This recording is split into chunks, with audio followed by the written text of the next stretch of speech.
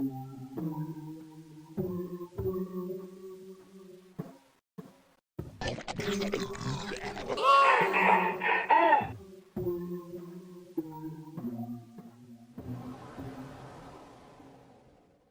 went and tracked down at random from the Lost Episode Creepypasta Wiki 20 Lost Episode SpongeBob Creepypastas that kind of represents the median length of a SpongeBob season. We're gonna review each one and just kind of see what we can find. I will say in advance, this was so much stranger than I ever could have imagined. And we are both people who subject ourselves to modern SpongeBob more often than any sane person should. We have this other series on the channel called SpongeBob Boys. A lot of you tuning in are probably familiar with it, but we use a random number generator to review SpongeBob episodes. And let me tell you, the Creepypasta Lost episodes varied from this could plausibly happen in the zombie world of modern SpongeBob. And then there are ones that are just like, oh, I cannot believe I read this with my eyes. So I think without further ado, we'll get right into our first offering. Strap yourself in, grab yourself a Krabby Patty, we're gonna have a real good time. Our first episode is called Barnacles. Barnacles, as they say in Bikini Bottom when things go slightly awry. Yeah, I think to kind of logline this one, it is in some ways not even really a lost episode. It is a lost script for a lost episode, which is kind of funny because many of these engage with a kind of supernatural or kind of overtly horrifying idea of how some of these were made. But Barnacles is a really funny one to start off on because it is directly framed as they brought on an inexperienced writer and he just completely misunderstood the assignment. Yeah, it's really funny because the idea is that they were going to do an episode on acne and it ended up going in a very different, horrific direction. Like, Squidward, throughout this, has barnacles grow on him and he's essentially taken by the fungus by the end of this. He is taken by the fungus. So basically, this lost script from this new writer who was inexplicably given the reins to write a whole episode with no oversight. I get the feeling that most creepypasta writers of that, like, core era of it didn't really know how shows worked, but kind of took whatever liberties they needed to fit the stories they were telling. Yeah, and that is going to become more and more evident as we get through. Boy, is it! There were some moments in this that I thought were genuinely, like, a little bit effective. Something that people who are fans of this channel will know is the Warner team, which is to say me and Gus and all of the other regular collaborators on this show, we have a bit of a superpower that a lot of people on the internet lack. And that superpower is we are remarkably good at coming at a piece of even truly ridiculous art on its own terms, I would say. Yeah, no, I would tend to agree. When we approach a piece of spooky media, our goal is not to be immune to it. Yeah, and I think in this case, so the story in the story starts with Squidward hearing on the news that there is this new pathogen. It is described in the story as, quote, rumored that they came from a species of flowers able to spread parasites on a fish's body upon close contact. They definitely take some liberties with both marine biology and the lore of SpongeBob in this, but this early section where Squidward hears that there is like an enforced quarantine so he doesn't have to go to work, he's really happy, he immediately like walks out of his front door and it's like, I'm free of quote, the annoying sponge, which just describing these different characters by like what species they are is a recurring thing throughout the different stories for some reason. But I will say some of these moments of building dread where SpongeBob is like yelling out to Squidward from his window like, hey, you should probably stay indoors, and Squidward, who is, I guess, like an anti-masker in the context of this, is like, nah. And there's this description of SpongeBob slowly, uncomfortably shutting his window as he sees a barnacle on Squidward's head. And it's kind of stupid, I'm willing to admit, but I think the sort of slow approach to this does lend it a kind of eerie, uncanny quality that we will miss later on when we get to some of the absolutely absurd, like, gore fests that will show up later. And there's this description here, and I think that I highlighted, it says, throughout the script, Squidward starts itching from the infected barnacle, only distracting him from the many barnacles growing over his body. A montage of his worsening infection drags out, which I think is really funny because on SpongeBob Boys, we dealt with the episode Quarantine Crabs, which was banned for a little while because it came out coincidentally during the COVID pandemic. But there's also the infamous episode The Ick, where a very similar thing happens to SpongeBob. It's really funny to me that until late in this story, it's like, this is not beyond the pale for the kind of body horror we can expect from late SpongeBob. No, absolutely not. I think that's why this is a good one to begin on, because it feels very normal, almost. It's true, but I think as we get into this sort of Cronenberg, this Hillenbergian body horror of Squidward is, like, standing in his bathroom, like, plucking out the barnacles in the mirror, and it describes kind of, like, pus-like liquid coming out of them and more of them growing back, I will admit, some of them were legitimately kind of, like, gross in a way that are like, okay, that's reasonably effective. You almost forget that we're meant to be imagining Squidward Quincy tentacles having all this happen to him here. Does the Q stand for Quincy? It does stand for Quincy. Meg's in the room. Oh, there's Meg. Now we know. But yeah, no. I think some of the body horror in here did kind of hit for me. What do you think? Yeah, I mean, you know, it's I think any character, especially a beloved one, being slowly taken over by some sort of parasitic body horror thing is always, like, kind of distressing, because you're like, especially in something that can be self-contained like this, and maybe even the format of a SpongeBob episode lends itself to this, but, like, it does feel like, yeah, there's no going back. Like, the more the barnacles encroached, it's only a matter of time until there is more barnacle than Squidward. And that is kind of where the story within the story wraps up. The line is, the script ends on the supposed shot of Squidward's twitching, still barely living carcass, which the supposed shot is a really funny way of putting this, given that this was a script that was never made into an episode, and then it kind of gets into Nickelodeon, like, scolded the guy, and says, like, you're really not on message here, buddy, and it says afterwards, quote, rumor has it that the script was either trashed or locked within the studio vault. Whenever Nickelodeon is asked about its whereabouts, they always deny barnacles ever existing, which is really funny because A, they would absolutely just throw it out and tell the guy to write it again or give it to a different writer, and I think they're within their rights denying barnacles ever existing, because even when within the fiction of the story, it does not functionally exist. Yeah, and I think, like, this won't be the last of these, but I do think, like, some of my favorite of these, like, lost episode ones are ones where it's just, like, clearly some sort of, like, technical fuck-up at, like, Nickelodeon that caused something to, like, almost air that shouldn't have, instead of, like, you know, like, a vague supernatural force that, like, wills these episodes into existence.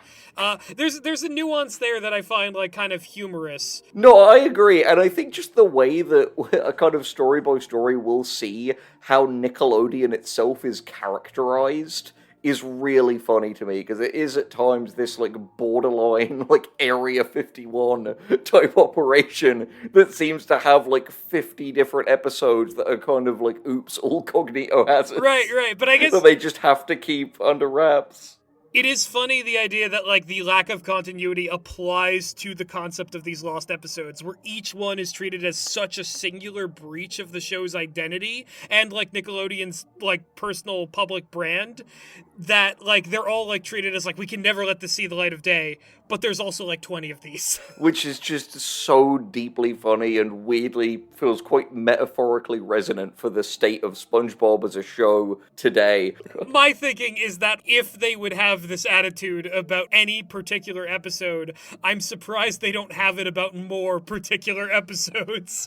That's my take on it, honestly. True, I think maybe SpongeBob these days, lost episodes, theoretically speaking, making it even scarier because it's like, god damn, if this is what they'll let out, what are they hiding? Yeah, like the biggest argument against the idea of a banal lost episode is what currently airs as a SpongeBob. What passes for good family-friendly entertainment over there at Nickelodeon these days? It's true, and we immediately go a lot stranger with our second episode, which is called Cluster Hulk, which is just peculiar in so many ways. Could you logline it for us, Gus?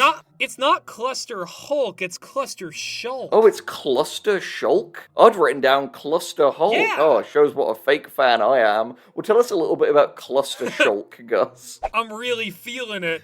This one actually has some visuals where we get to see this, like, bizarre creature that's invaded the SpongeBob world. It's a Squidward-focused episode, and it takes an interesting turn where, like, first of all, I just wanted to note that this is the first occurrence of a episode where, like, they describe, like, the character not being voiced by the regular voice actor. That's a theme that comes up throughout a lot of these. It's true that they make a particular note of saying that the character is not voiced in this by Roger Bumpus, and that the impression sometimes just drops. Yeah, it's like someone trying to mimic Roger Bumpus's Squidward voice, and then, like, occasionally just breaking character. But honestly, Squidward doesn't have as much dialogue as the Cluster Shulk itself. Yeah, it's true, which is this, like, Mandela Catalog style mutant alternate who is here to torment Squidward, who, in a kind of Squilliam-esque way, just by living the life that Squidward wishes he had. Squidward, you cannot escape me. I have portrayed you as the Soy Jack, and me as the Giga Chad. Can I read out how the Cluster Shulk is described in this story? Yes, please. Okay, so his appearance is entirely green, with spots covering his entire body, almost as if he had the texture of an actual squid layered on top of him. Octopus tentacles sprout out of his mouth as coral comes out of the top and both sides of his head. Then there was his face, having a pitch-black hole covering the majority of it, with a heavily distorted human face popping out. Like, I'm sorry, it is hard to imagine this in a way that isn't kind of funny. Yeah, like, this one was, even with the visuals, it's a little hard to conceptualize what this episode actually would have looked like. Instead, you kind of end up gravitating more towards the bizarreness of the dialogue and the particular things that this entity, like, highlights about how cool its life is. Because it just keeps, like, yammering about, like, I am full of, like, my life is full of, like, fulfilling hobbies and people who love me and who I love and understand in turn. And you don't have any of that, Squidward. What's the difference between you and me? It's that I actually appreciate the world, and you're just kind of there in it, taking up space. Like, that sort of stuff. Cluster Shulk answers the brave question of, what if your, like, fucked up clone appeared and flexed you to death? No, genuinely, like, it's, I get that this is attempting to be scary, but, like, as the flexes, like, get, like, idealistic about the life that the Cluster Shulk is living, you end up just kind of being like, damn, dude, you're kind of, like, bragging a little bit, right? Like, you're like, it's like this, like, the extent to which you are clowning on Squidward for his deficiencies seems like you're really not... I get it, you're living a good life, right? But why do you have to pick on Squidward like this? Like, shouldn't you just enjoy your own life? It's true. I think it comes across as, like, I don't know, like, there's something comedic about it. Maybe it's just, like, society has changed so much more to, like, have, like, people who are kind of, like, insecure, braggadocious influencer types, like, so much more in the foreground than they were whenever this was written. But I find it more comedic than anything. But honestly, pretty fascinating. Like, I think it's creative. I think it's a very creative story. No, it's true, and I think just, I'm not going to read all of it, but just so the audience can get an idea of what we mean, I am going to read a tiny bit of the Cluster Shulks flexing, how I imagine it would sound in my own bad Roger Bumpus impression. Look at me, please. What do you see? It's not you. It never was. Every time you looked inside a mirror, you saw me. me. You saw my beauty, my perfection, my grandeur. How could you mistake me with you? It's just like that for paragraphs and paragraphs and paragraphs. Yeah, the cluster Shulk is a far better Squidward than Squidward, and Squidward needs to know that. And that's kind of like, other than like, taking this to a meta place towards the end, I think that is pretty much the gist of Cluster Shulk.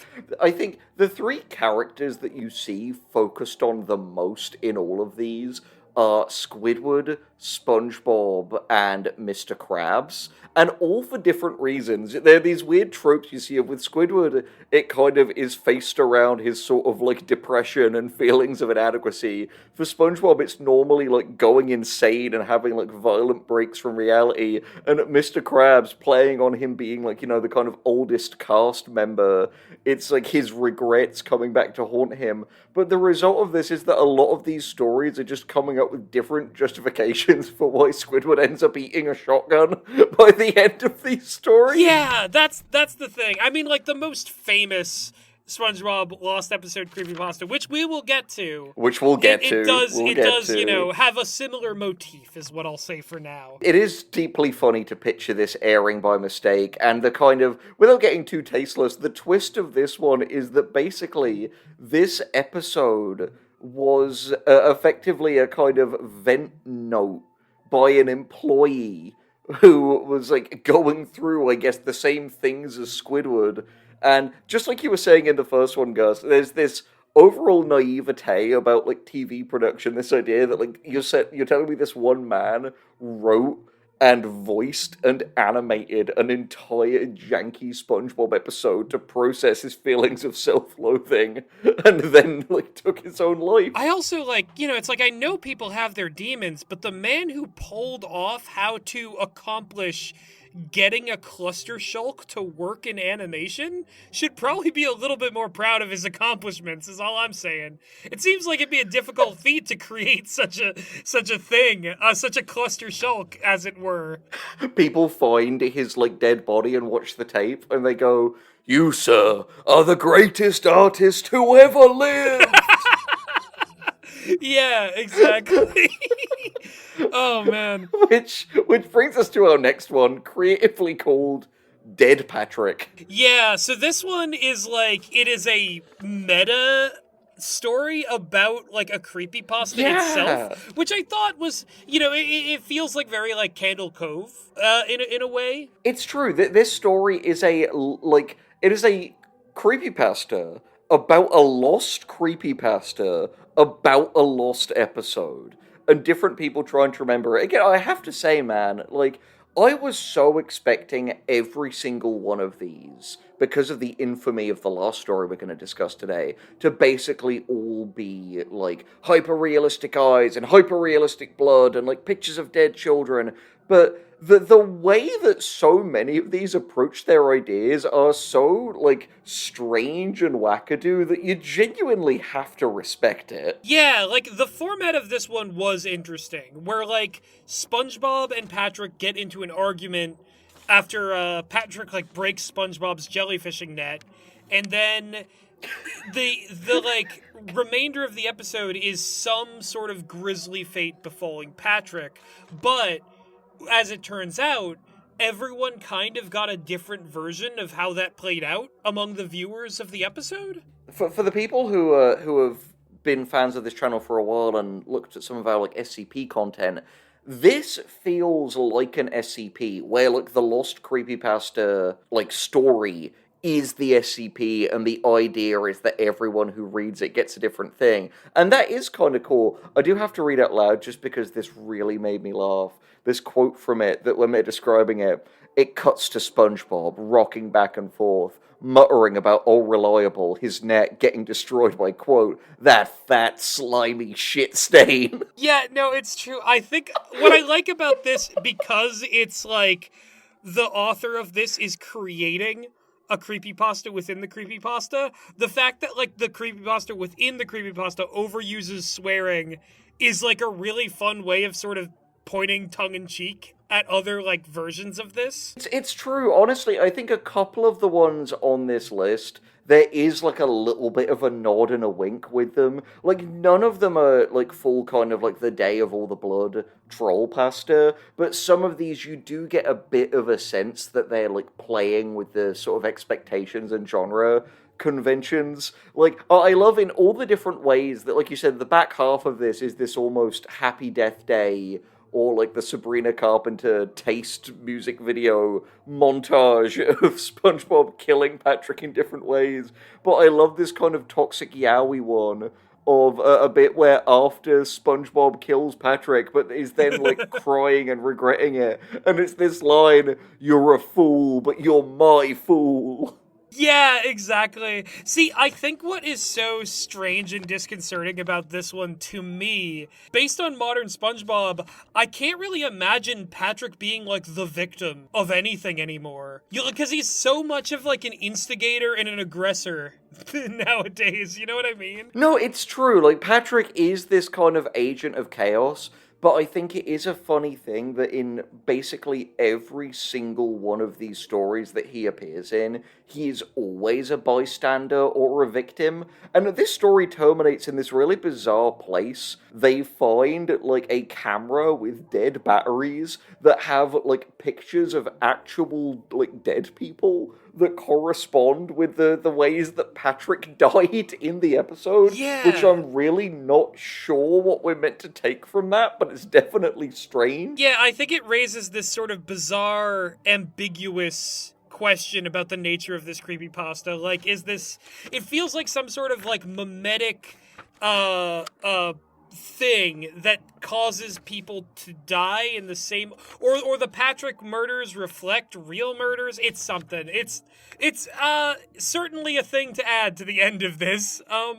But overall, pretty creative. I thought this one was fun. No, it's true. It's another thing where none of these so far really feel that samey. They're all relying on different ideas for their format and their horror, which interestingly also sort of applies to our next one, which is called Ditched, because it's the first one on this list that is kind of a, like, corrupted version of an episode that really exists. Yeah, and I thought it was a good choice of episode too, because like Dumped, which is the episode that this is based on, is the one where like Gary nearly leaves SpongeBob to like live with Patrick and be his pet, and like I remember watching this as a kid and feeling like you know there's this tension of like what if Gary leaves forever. Like, you know, will that affect, like, SpongeBob and Patrick's friendship? Will that affect, like, the status quo? And there is that one particular line in the delivery that Tom Kenny does of it, of, like, I'm a wreck without you! Which comes up in this. Yeah, that comes back. Yeah. No, it does. And I love that, like, we really, in going through this, I think, have this quality of kind of Lovecraft protagonists who are going mad, because I can just hear you frantically flipping through your notes on the other end. It's actually just one piece of paper, Henry, that I'm flipping around. The numbers, Mason, what do they mean? So, I will say, in earnest, like, I think this is the actually creepiest one of all of them. I would agree. I would say that this is like I'd say that this was really effective. It's got a good image that accompanies it that like is like unsettling but ambiguous enough that like you're not sure what the significance of it is. And then like as the story goes on, I think like what is done with the corruption and how it ties into the, you know, reason for the corrupted episode's existence, it does something, you know? It's nice with it, I'd say. No, I agree. So basically the gist is that rather than it being some like failed broadcast or online leak or anything that is ever really implied to have been made by like Nickelodeon Studios, it's instead this VHS tape that the main character just finds while thrifting that has a note on it that says, "To Georgia Jeffries." and it's like got this horrendously degraded quality, and these weird random words keep like popping up on the screen, and there are edits to it into SpongeBob's face, and it's one of those things where, like, yeah, it is goofy in the same way that all of these are, because Yeah. you're not going to get something that isn't at least a little silly when you're trying to derive horror from SpongeBob. But it also feels like it does a reasonable job in not stretching the suspension of disbelief too far, especially when you find out what the thing was intended for. Yeah, and I think that, like, overall, this is a good way to sort of take the idea of a kid's show and use it to, like, you know, allude to the kind of perils that, like, a kid might, in the worst case scenario, be exposed to. Or, like, I think that, like, the usage of SpongeBob actually creatively does make this a more interesting piece of writing. No, it's true, because I think,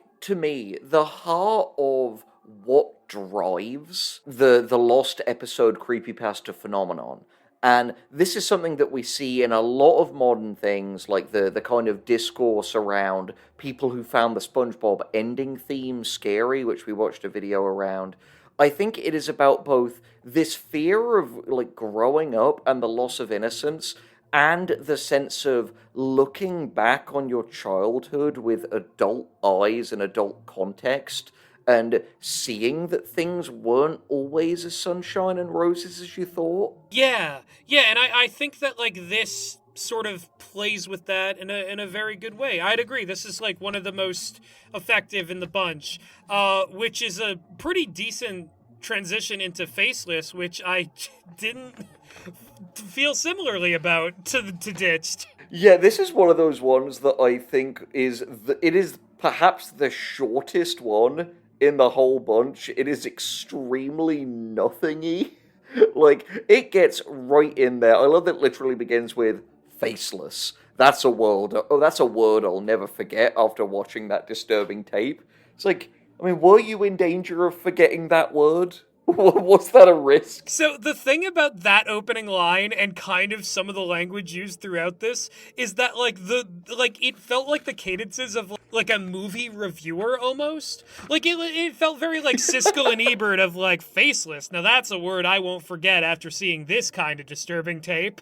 Like, I could also hear it said by, like, the game dude or some, like kind of AVGM wannabe. yeah. Faceless. That's a word I'll never forget after watching that disturbing tape. Yeah, and, like, it's like, you know, SpongeBob and Patrick are faceless, and they end up tormenting Squidward, and it's, yeah, like, this is, like, basically a couple paragraphs, but I think that throughout it, there are peppered these moments of, like, man, this was just kind of a bummer, right? It was disappointing that I had to watch something this weird and disturbing.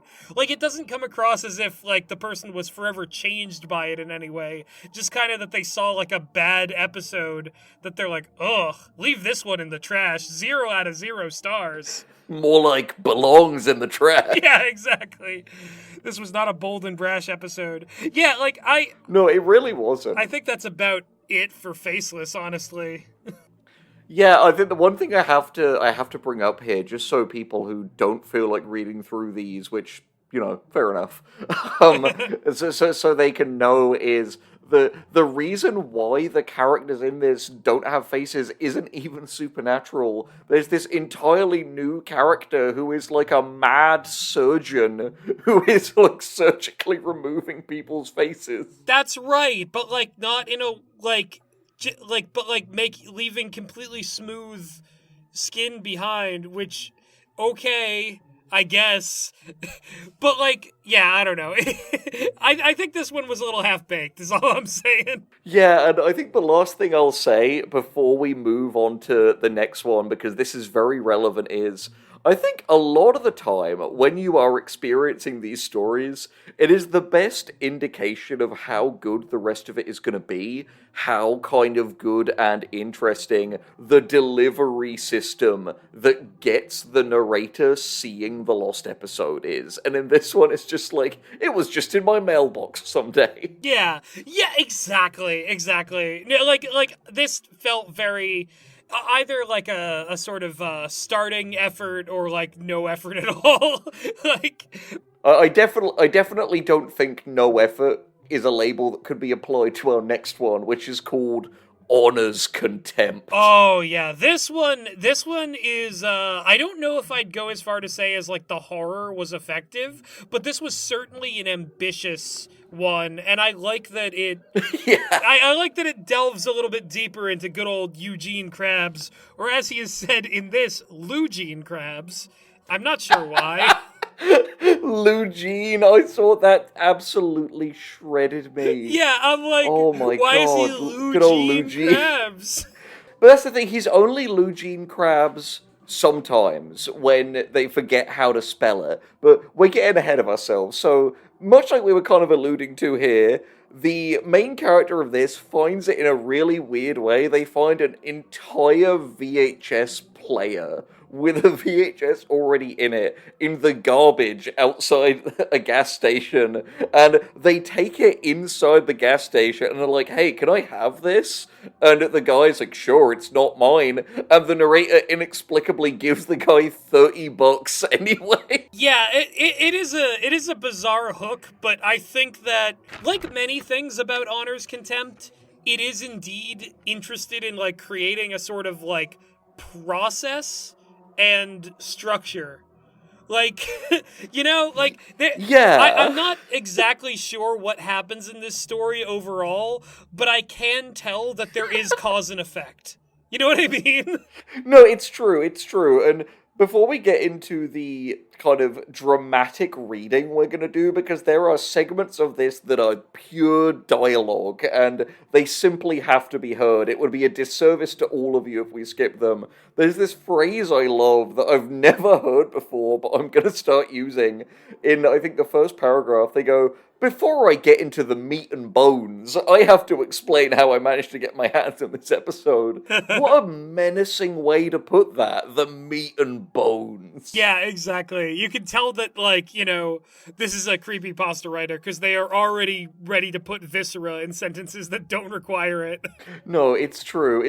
Okay, so we skip ahead, they get the episode, they start watching it, Mr. Krabs wakes up from a kind of weird dream and comes down to the breakfast nook to have breakfast with Pearl, and here is where the dialogue begins. I'm gonna be Pearl, Gus is gonna be Mr. Krabs. Alright, So how do you sleep, Dad? Honestly, the best part was me thinking that I would stay asleep for a teensy bit longer, you know?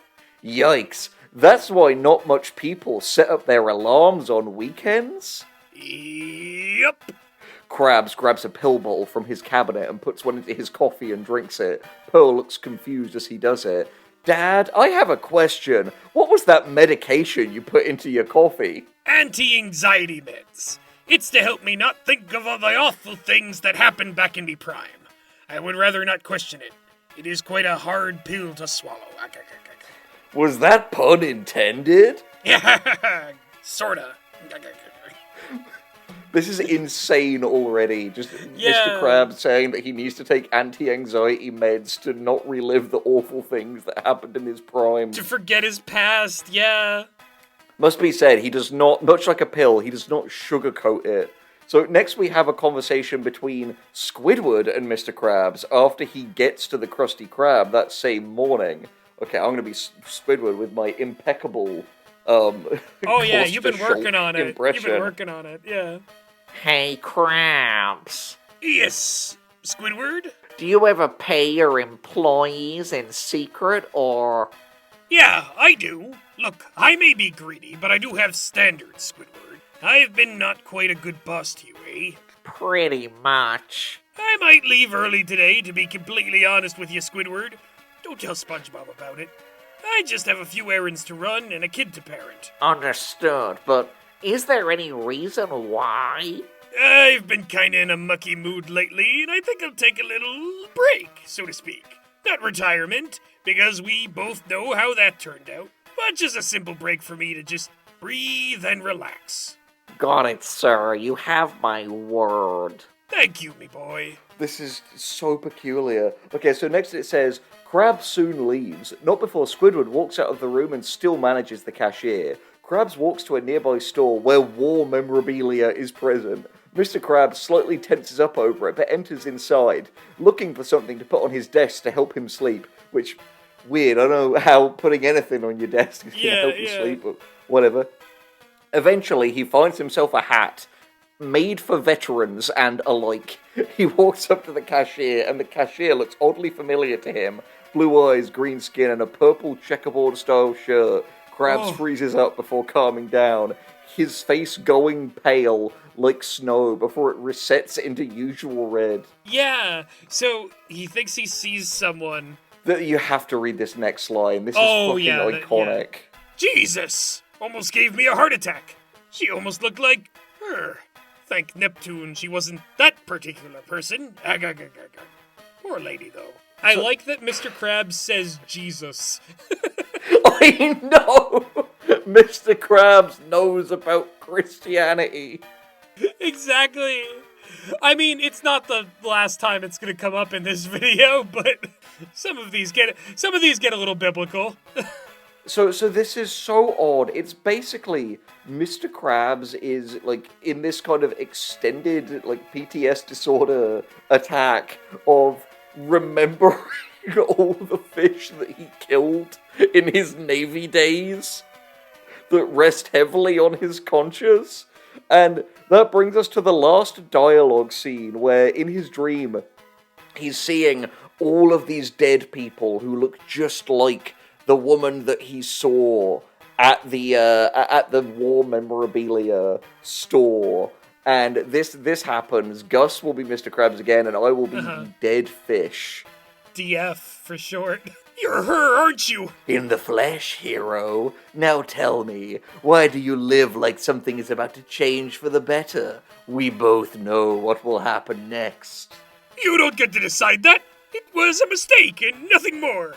Nothing more, huh? Is that what I am to you? An accidental casualty now left forgotten? I didn't mean it like that, but You and your buddies brutalized our homes, our culture, our lives, just for the sake of pure greed. And you say it was an accident? You are no damn hero. You're a joke. If I were a joke, why would I still be here?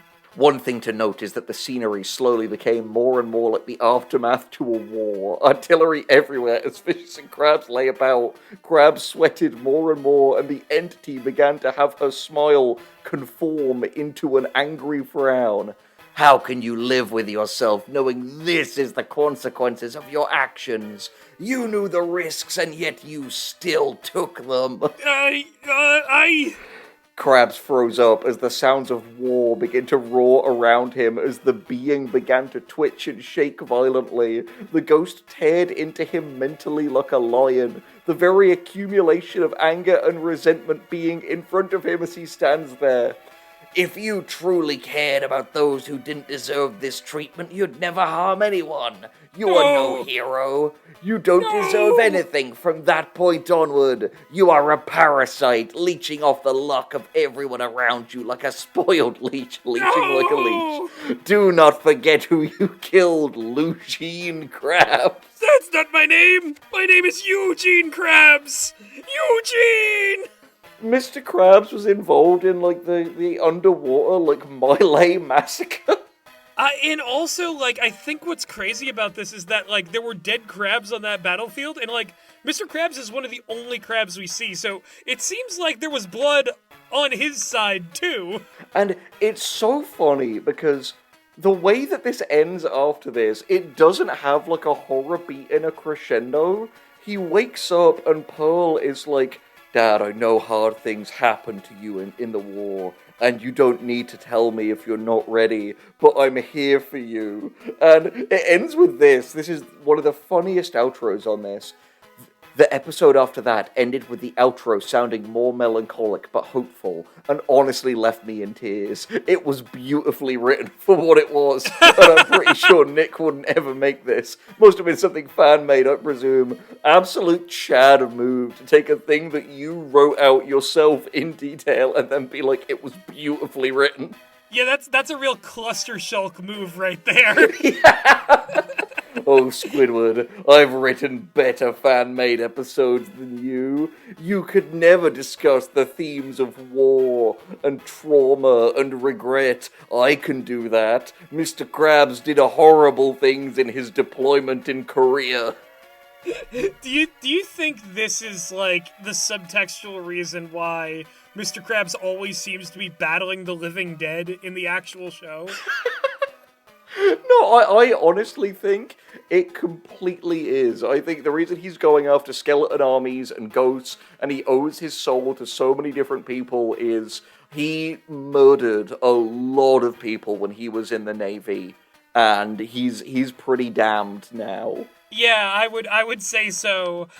Yeah, this, honors Contempt, a pretty good creepypasta overall, according to its author especially. That's the thing. I will not lie. It is super janky. It is incredibly silly. I don't even know if I get it. But I cannot admire its deep sincerity. Yeah, like, I genuinely don't know if I get it, but, like, I enjoyed it. You're not meant to get it, man. You're meant to feel it. And so from a Krabs episode to a more, like, a Pearl and Krabs episode in Pearl.AVI, which I just gotta say, these are lost episodes. The .AVI thing is a little bit hacky in a title, and it doesn't really come up in the actual story that much. No, it's true. I think this is a perfect example of, like, Suicide Mouse.avi did it, and that was popular. So other things have this very, like, cargo cult mentality of, well, if I put an AVI in my title, maybe mine will be successful too. Yeah, it's more of a marketing thing, really, than, like, an actual, like, creative choice for the story itself. But I'd say, that aside, the way that this begins, like the way it's like, we all know SpongeBob, the little guy who's like a block and he runs around and he's very funny. Like, I don't know why a few of them begin this way, and every single time it made me think of that, like, iconic, like, screen grab of that person's, like, Mario essay with the, like, we all know Mario's cool as shit. Yeah, and the teacher just leaving all those notes that are just like, what is this? Cannot just say perchance. Like that one. No. It's true. So, but I love that after that... He's a 1%er who's crushing turrets all day. Like, I think what's really funny is, after that intro, which does very much feel like how a, like, stand-up comedian would, like, warm up going into a new topic, it then goes... yeah. Well, now that we have the introduction all settled, I'd like to let you know that I have, or rather had, a very rare copy of a SpongeBob episode written by none other than Steven Hillenburg. And this is in 2008. He was roaming Nickelodeon studios, which is a recurring thing in this. We can only assume that Nickelodeon studios are both running constant tours and basically have, like, saloon doors that any rando can walk into, but they literally bump into Steven Hillenburg and he drops a VHS tape, despite the fact that this is set in 2008. So I doubt they used VHS tapes for years, which I know is a little bit nitpicky given how utterly ridiculous this is going to get. I think you are well within your rights, because a VHS tape is not a .avi file. No, it's not, and that comes up later. But I think it's really funny that I think this obsession, and it's weirdly reflected in the .avi as well, this consistent thing of, there are elements in this story that are only there because other stories did it. It is that classic, weirdly the second time we've invoked him today, that classic Roger Ebert thing of the director has realized that better directors sometimes tilt their cameras, but they have not realized why those other directors tilt their cameras. Yeah, exactly. This one has Mr. Krabs agonizing over... Well, first it's like Pearl is crying and going to SpongeBob because Mr. Krabs won't talk to her, and then Mr. Krabs, is confronted by SpongeBob of, like, why are you ignoring your daughter? And Mr. Krabs is like, Pearl is adopted and I can't tell her, which, like... And he's like, you, me boy, you need to tell her that she's adopted. execution aside, like these are all going to have kind of silly premises, but this is so founded in like trying to like unspool cartoon fridge logic that it immediately becomes like, okay, but like if there was a lost episode, why would it be this? I think to me what's really funny is just that much more interesting than the episode itself is all of the bizarre, like, implied lore about the author that comes through in this story. Like, there's this bit that I highlighted here that genuinely made me laugh out loud after, like, Mr. Krabs delegates the task of telling his fucking daughter that she's adopted to his, like, fry cook. The narrator says, telling someone they're adopted is not an easy task. Trust me, horrid results when it's told to you by means of someone whose parents told you to tell that person. The last time I had to do that, I had to coax someone out of committing suicide. Anyway, back to the episode. Like, not only is that fucking insane just on the face of it, I love the last time implying that multiple people have done this to this guy. So are you a social worker? Is that your life outside of this? Yeah, so the other thing, too, about, like, the language in this is that there is so much, like, cringing, and by that I mean, like, like, the author cringing at things, and SpongeBob cringing at things, and in this case, it means, like, you know, to react in fear or pain and unpleasantness, but cringe just means something different now, and it's kind of made this story age weirdly in that aspect of it.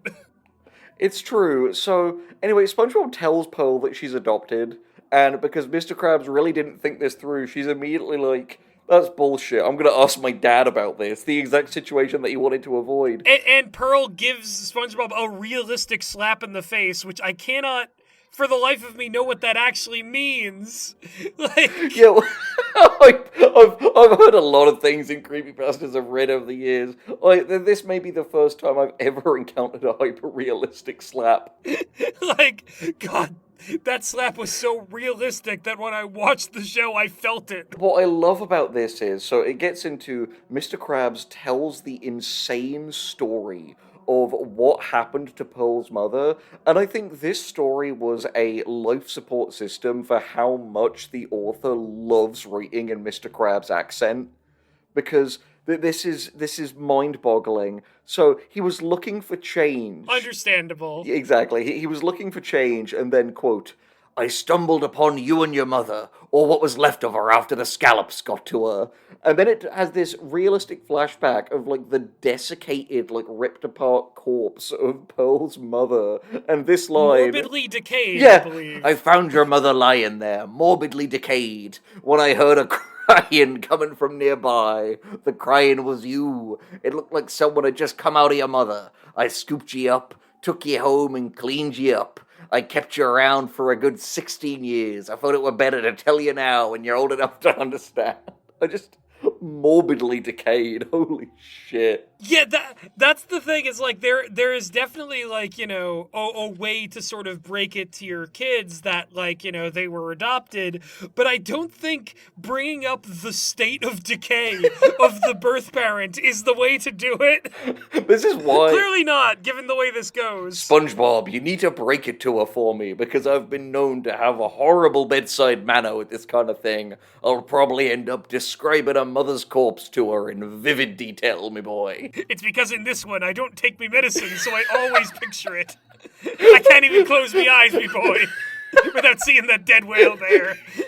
He sees, like, Pearl's dead mother, sees helicopters on the horizon, the end by the doors is playing, like, napalm explosions distantly. Mr. Krabs is a very tortured creature. So, Pearl is so horrified by this, and I've got to say, like, this story takes a very mean-spirited view of adoption.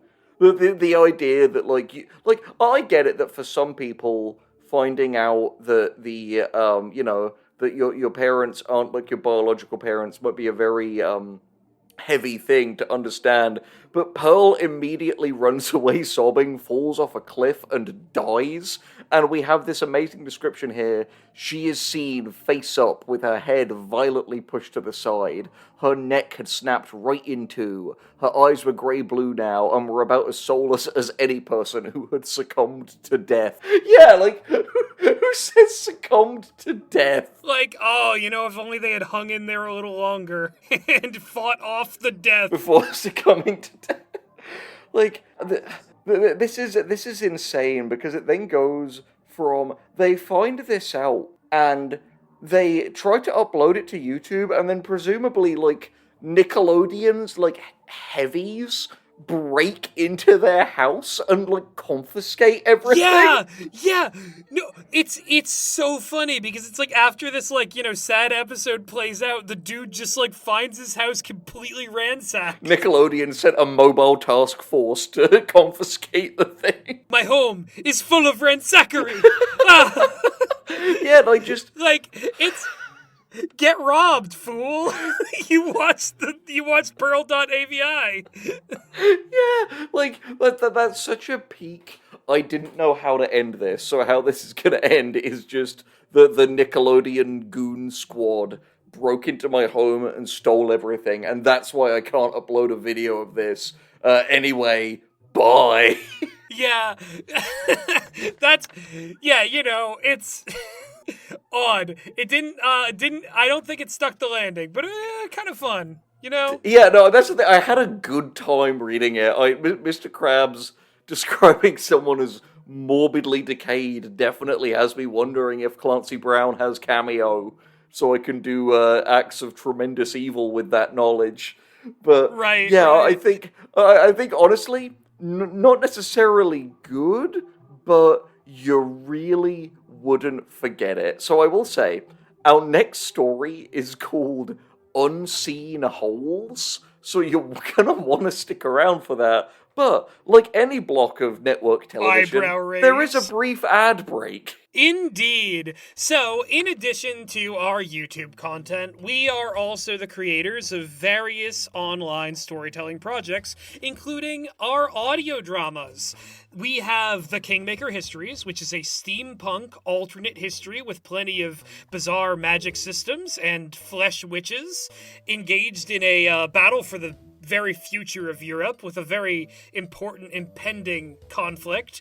And that is on its 4th season coming sometime soon. But for now, there are 3 seasons, and it has had its finale for the 3rd season this year.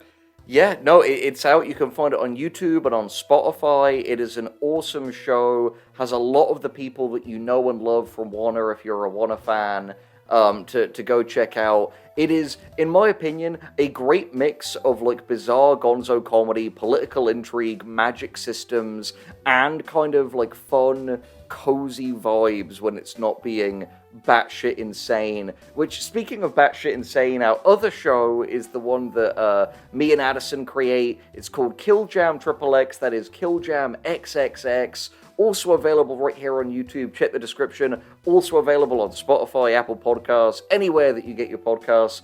It is a death game, satire, action about Faustina Fetamine, a hot anime girl who kills people with a big machete, and her morally corrupt manager, Bellamy Pink, who is a very desperate, strange little Sigma guy with a robot gun arm. If you love gratuitous violence and general, like, bizarre future world building and intrigue and action, and if in general you just want to support us for having degraded ourselves reenacting Mr. Krabs' Vietnam flashbacks in this episode, we would very much appreciate it if you want to go and check out The Kingmaker Histories and Killjam XXX. Also worth saying that a big part of both of these shows, and especially like, the kind of expanded range of some of the things that you hear in Killjam, you can owe a lot of the sound of these shows to Meg Tootin, who is the showrunner for Kingmaker and the sound designer for both shows. Yep, they do a phenomenal job, and we've managed to get actors in these things that I never thought we'd get. We have fucking Gianni Matrograno, the meme legend himself. We have Johnny Sims from the Magnus archives, both creator and star of that show. We have Chelsea Rebecca from Dead Meat as a cyborg killer nun in Killjam. It's a mental good time, and if you enjoyed this video, we would really appreciate you going to check them out. But we shall not hold you up from hearing about more bizarre SpongeBob for a second longer. Thank you for indulging us. Unseen Holes. This one has a really funny author's note at the beginning that I have to remark on. It says, author's note, this is not a rewrite of Tropophobia. This is a retelling of an experience I had when I was watching SpongeBob when I was a baby. Yeah, and it's called Unseen Holes, which, no, has nothing to do with JAV. A joke that I think is only funny because of its proximity to talking about Killjam XXX. That is very, very true. So this is a really odd one because it opens on a kind of extended spiel about the Mandela catalog, the Mandela effect, which you may forget actually came from the first black president of South Africa, a very important and revolutionary figure who I feel like has been buried in internet bullshit by all of these things. But it feels very funny how, like, you know, a word, like a name can become just a funny internet word for, like, I remember Cheez-Its being blue. Yeah, no, it's literally like no, you don't. Nelson Mandela, did he create those Berenstain Bears? Is that what he did?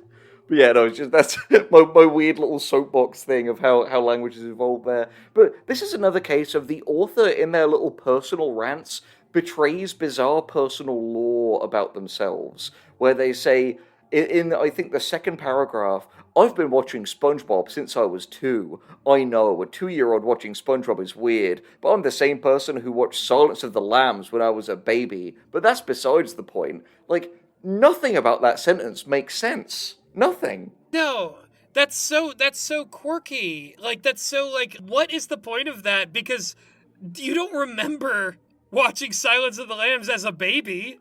No one could. And I really don't think it's that odd to watch SpongeBob as a 2-year-old. Like, even if you don't, like, fully comprehend what's going on, it's still got enough, like, colours and movement. Or maybe it's one of those things where it's like, you know, I had to watch Silence of the Lambs first so I could work my way up to SpongeBob. Yeah, I mean, based on this video so far, some pretty fucked up shit happens in SpongeBob. But it's just... so this is... Yeah, so this one is another, like, retelling of an episode with some, like, fundamental differences. And it's No Weenies Allowed, which many SpongeBob fans will know as the episode with the salty spittoon. I even have a salty spittoon mug, which shows what a sado I am. But yeah, it's a pretty iconic episode. And the one difference is that throughout this episode, whenever SpongeBob is injured, he gains new holes, which is phrasing that is very funny to me. There is a screen cap on the page which has the caption, SpongeBob struggling with a ketchup bottle while gaining new holes. I straight up, like, bumped my microphone at the speed to which, like, my hands went to my temples. Like, it was just like, Yeah, like, this, I think, is on par with the fucking Faceless one, with just being completely insubstantial, and it's only slightly longer because throughout it, the author, who cannot focus to save their fucking life, keeps bringing up other Mandela effect things, like saying, another example was at the beginning of the episode where SpongeBob was talking about using the elements of surprise on Sandy, but I misheard it as the elephants of surprise since I was a toddler, since that don't know what those words meant. I don't know what those words meant. That fucking... What? This is breaking down in real time. No, like, they constantly are referencing their, broken, corrupted toddler brain that's, like, glitching out and unable to process information. Like, that's basically, like, very equivalent to the language they use. And also, like, it just... Like, it seems like the gist of this is that, like, SpongeBob gets debuffed every time a hole appears. He gets into a bunch of, like, extraneous street fights, in addition to the ones that he has in this episode. And then, like, and then the author is like, And this didn't make me afraid of holes, it made me fascinated by them. Well, okay, so I'm gonna read that last paragraph in a second because it just feels fucking perverse. But I have to say as well, like, feel free to disagree with me in the comments. This will be our first comment call of the video. I feel like it's weirder to have perfect recall of shit that happened to you when you were a toddler, right? Like, I'm not the weird one here, am I, for, like, not remembering fucking shit for when I was a baby? Yeah, well, that's the thing about, like, this whole popular phrasing of the Mandela effect is that generally it is just, you just thought something different happened than what actually happened. Like, you individually thought something differently happened, which, like, a proper Mandela effect, as the term was originally coined, is that there is a mass perception of a different thing occurring. Yeah. Like, among many, many people.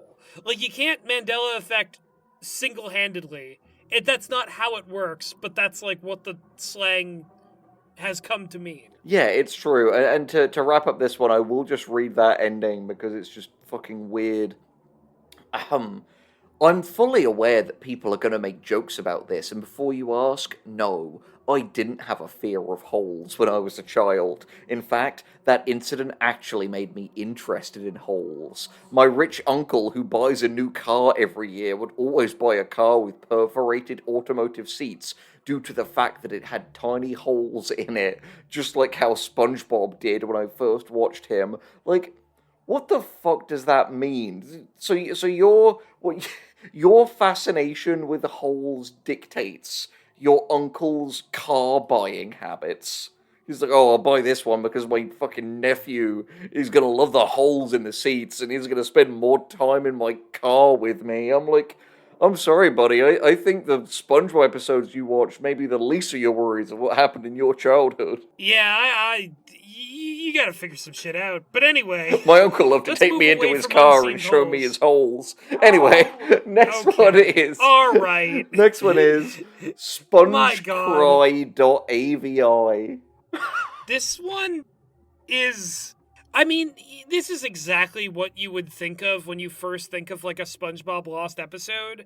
Like, this is, again, character not voiced by the regular voice actor, sounding differently.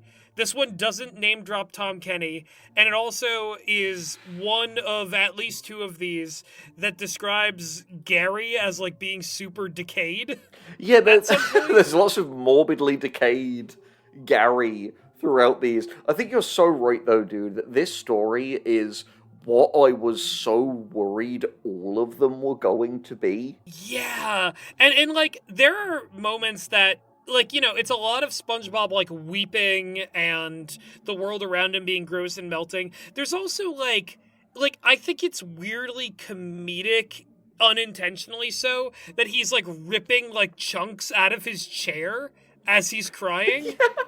Yeah, again, it's so funny because this is another case of until we get to, like, Rotten Gary, this does just feel like an episode. And in, I believe, the second to last episode of SpongeBob Boys Be Released, Pink Patrick Club, with the wonderful Zooey LeFou, who also appears in The Kingmaker Histories and Killjoy Triple X, there's been one more since then. Yeah, but don't let reality stop you. I said second to last, motherfucker. Gotta learn to listen, Lou.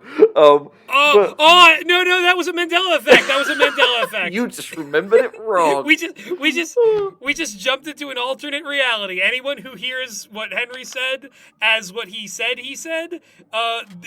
different reality. I was Mandela. Argue about it in the comments, bitches. But no, you literally had an episode that was about, like, SpongeBob compulsively laughing, and it slowly destroying his life, and it getting to the point where he loses all of his facial features, and his body is just a big, compulsively laughing mouth. And it's like, that's freaky imagery on par with something that would be in one of these stories. Yeah, like, the only other noteworthy thing about what happens in Sponge Cry is that there is, like, a huge, like, audio distortion in this episode. Like, a big, like, loud noise that happens. And it's like, In the same way that, like, loud does not equal funny, loud does not equal scary. Yeah, and I remember this being something that people remarked upon a lot in back in the day of the kind of creepypasta heyday, but it was such a weird cliche in creepypasta, and especially lost episode creepypasta, where it would be like, and the character was crying, as though crying is scary on the face of it. Yeah, it's true. Meanwhile, I'm crying about how little I enjoyed this one. It's true. Hey-o! I have to read the last line again before we get into the next one, which is a lot stranger and a lot more fun. But this ends with, after seeing this video, I have never been the same. I've been angrier, crueler, and more That's anxious right! than ever. It has haunted my mind all the time. I regret downloading the video in the first place. I wish I could go back into key smash. You're right. That is so noteworthy because I love that Spongecry.AVI like ruined the life of its narrator. Like, I love that it's made just them like, a worse person. like they're like aware of like I'm always angry and anxious, and it's because of the Sponge Cry that I watched. That's why, and it makes me so steamed up. I'm such a worse person because of it. I just Steamed up like escargot in a snail hunt. yeah. Oh, Snail Hunter, aka like okay. The format of this one is kind of interesting because it like goes through various chapters of like a ensuing sequence of events related to a Nickelodeon Lost episode. Yeah, this is another one where we're getting back into, like, formal creativity, even though they are deeply fucking silly. Because I think what's unique about this story is, it is set in a world both where lost episodes of shows actually exist, and that anyone off the internet gives a fuck about them. Yeah. I think Snail Hunter occupies this really funny limbo space where, like, theoretically, if you saw the episode that is described in this story, it could be pretty alarming and terrifying, but also the substance of this story is like the most sort of like casual nothing burger cover-up. It's true, because not nearly enough goes into, like, scary details of what's actually in the episode.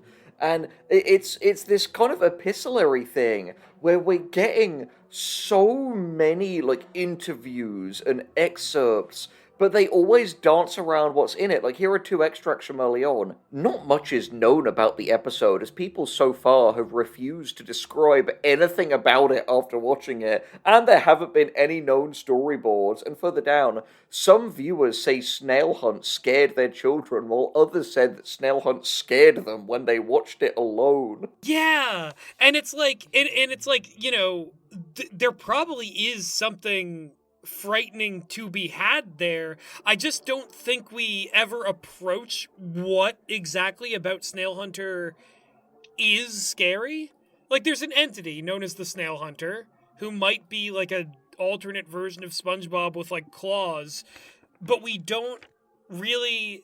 Again, it feels like the main point of this story is that people are like talking to like Nickelodeon. It's like, hey, you gonna ever clear up what happened with Snail Hunter? And they're like, oh my god, can we stop talking about Snail Hunter? We pulled it off the air. What more do you want? It's true, but again, what's so kind of strange and unintentionally funny about this story is that it's not like a lot of, like, real lost media cases where it's like a dogged group of Redditors. It's like all of the major news stations are trying to get this info out of Nickelodeon, and Nickelodeon is like suing them left and right and like trying to intimidate people. It's insane that it's like this rocks the world. There is a detail early on where it's like this episode coming out caused Nickelodeon to lose 14% of its profit because advertisers just fucking pulled out because they're like, we do not want our ads next to this filth.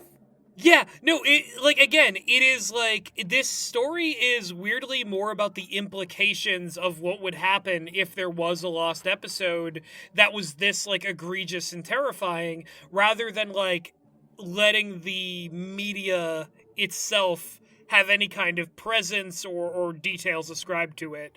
I also do think it is really funny that this sort of culminates in an interview that sounds like two non-media trained people just having a casual conversation. It's true. Like, Nickelodeon itself is just personified as Nickelodeon talking to CNN. I thought it was like an exec or something, but that's so funny that it is just Nickelodeon. It's him, Nick Olodian. Well, that's the thing. After they pass Citizens United, corporations legally are people, so they can give and receive interviews. I have to read this out as well because, again, God it bless. returns to that. It returns to that thing of a like staggering lack of understanding of how like media production of any kind works. So this is a quote from Nickelodeon during the interview.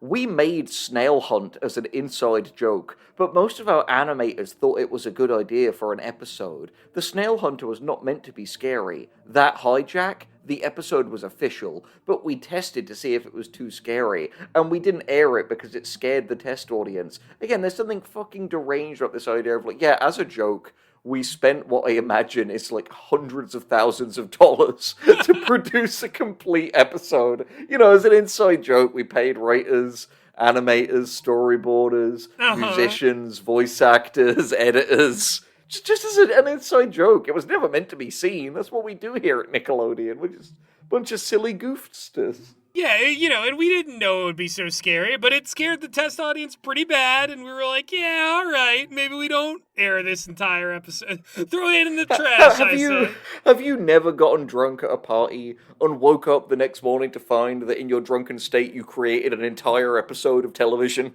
It's happened to all of us. Exactly. You know, you pass out and you write the next great American novel, and you wake up and you're like, oh, wow, all right. It was the subject of beloved hit comedy, Dude, Where's My Cursed SpongeBob episode? Into the trash it goes, that's where. In the fuck, and it will become the fascination of every major news network and internet detectives. Everybody's talking about Snail Hunter. Where is Snail Hunter?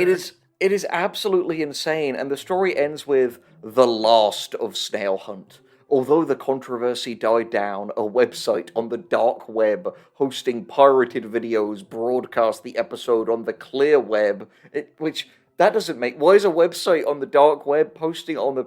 Never mind. In an attempt to cause controversy against Nickelodeon, but the website's owner's plan backfired as Nickelodeon filed a cease and desist order, which they refused to follow. When the cease and desist order failed, Nickelodeon filed a report to the FBI, and the website owner was arrested for digital piracy and copyright infringement. Hey, that's what I meant when I said at the start, that they have this, like, in these stories, this kind of Area 51 type thing where it's like, Brian whatever of Nickelodeon is like, I make one call and the full force of the FBI is coming down on you. Yeah, it is very funny that, like, Nickelodeon goes toe-to-toe with, like, the dark web, which, like, you know, in the mythos of it, it's like, there's, like, mercenaries and, like, illegal, like, escorts and stuff, like, all this, and drugs, and, like, all these, like, different things that you could, like, get on the dark web, but Nickelodeon comes in, it's like, no, you cannot air a SpongeBob episode on the dark web.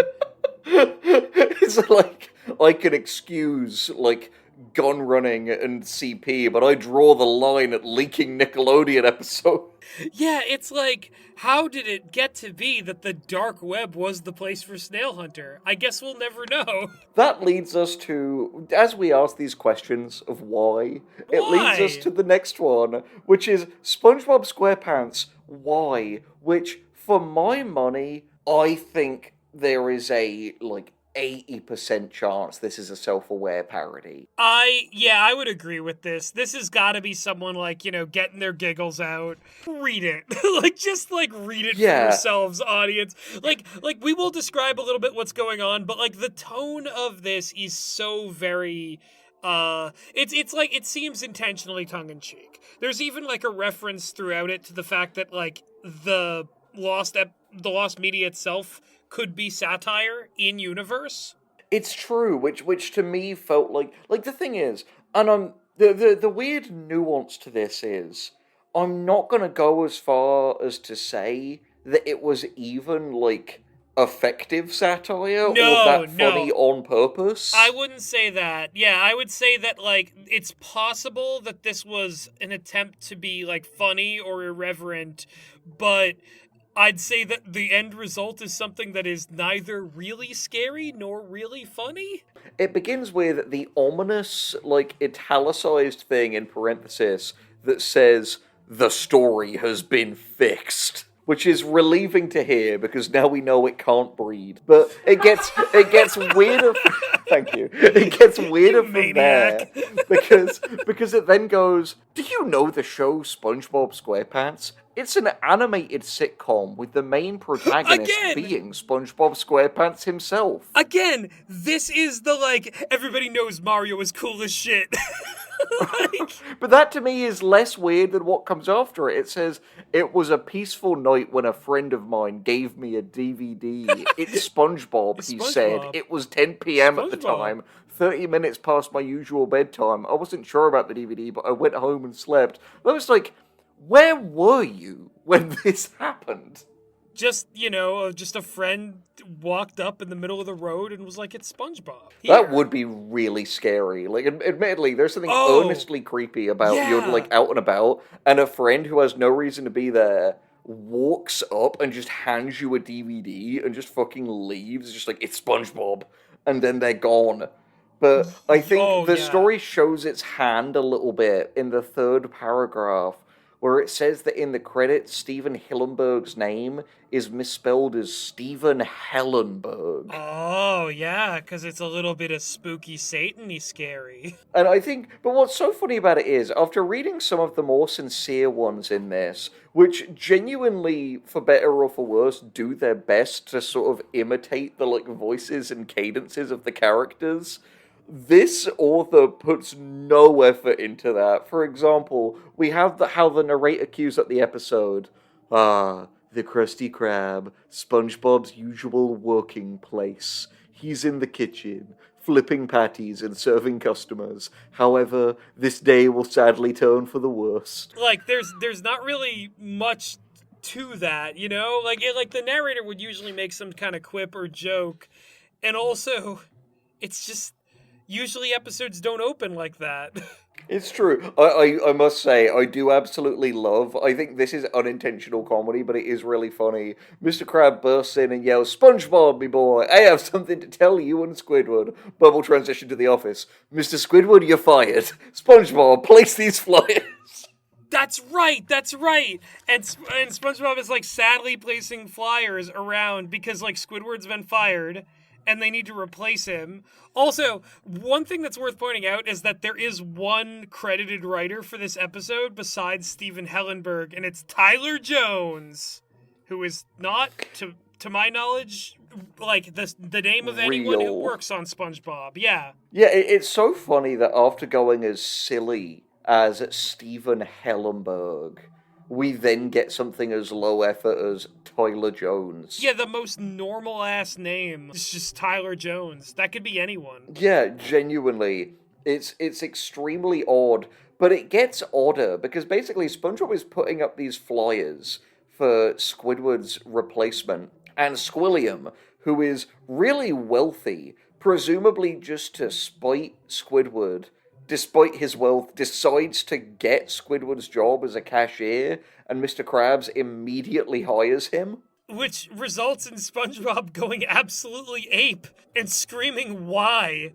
And he's like, It's like, "There must always be a squid at the Krusty Krab." yeah, and it's like, "Why did you replace Squidward?" And then SpongeBob just basically, he goes on a rampage, and he kills Mr. Krabs with, like, a live action gag where it just shows a real crab getting crushed by his own claw, which honestly isn't too far off from, like, I don't think they'd show an actual animal dying in one of, like, the modern episodes, but they could probably show something, like, happening to a real crab, and it wouldn't be, like, Yeah, like, too far out of the rating. I mean, they've done stuff like that. Like, they've had the, like, footage of a pair of crabs fighting once, I think when SpongeBob was, like, flipping through the channels, in the same way that they had, like, an enemy as, Yes. like, softcore porn that Just looking SpongeBob for has the to sports quickly flip over to sports. Yeah, he has to change the channel so that those are unseen holes because Gary is coming into the room.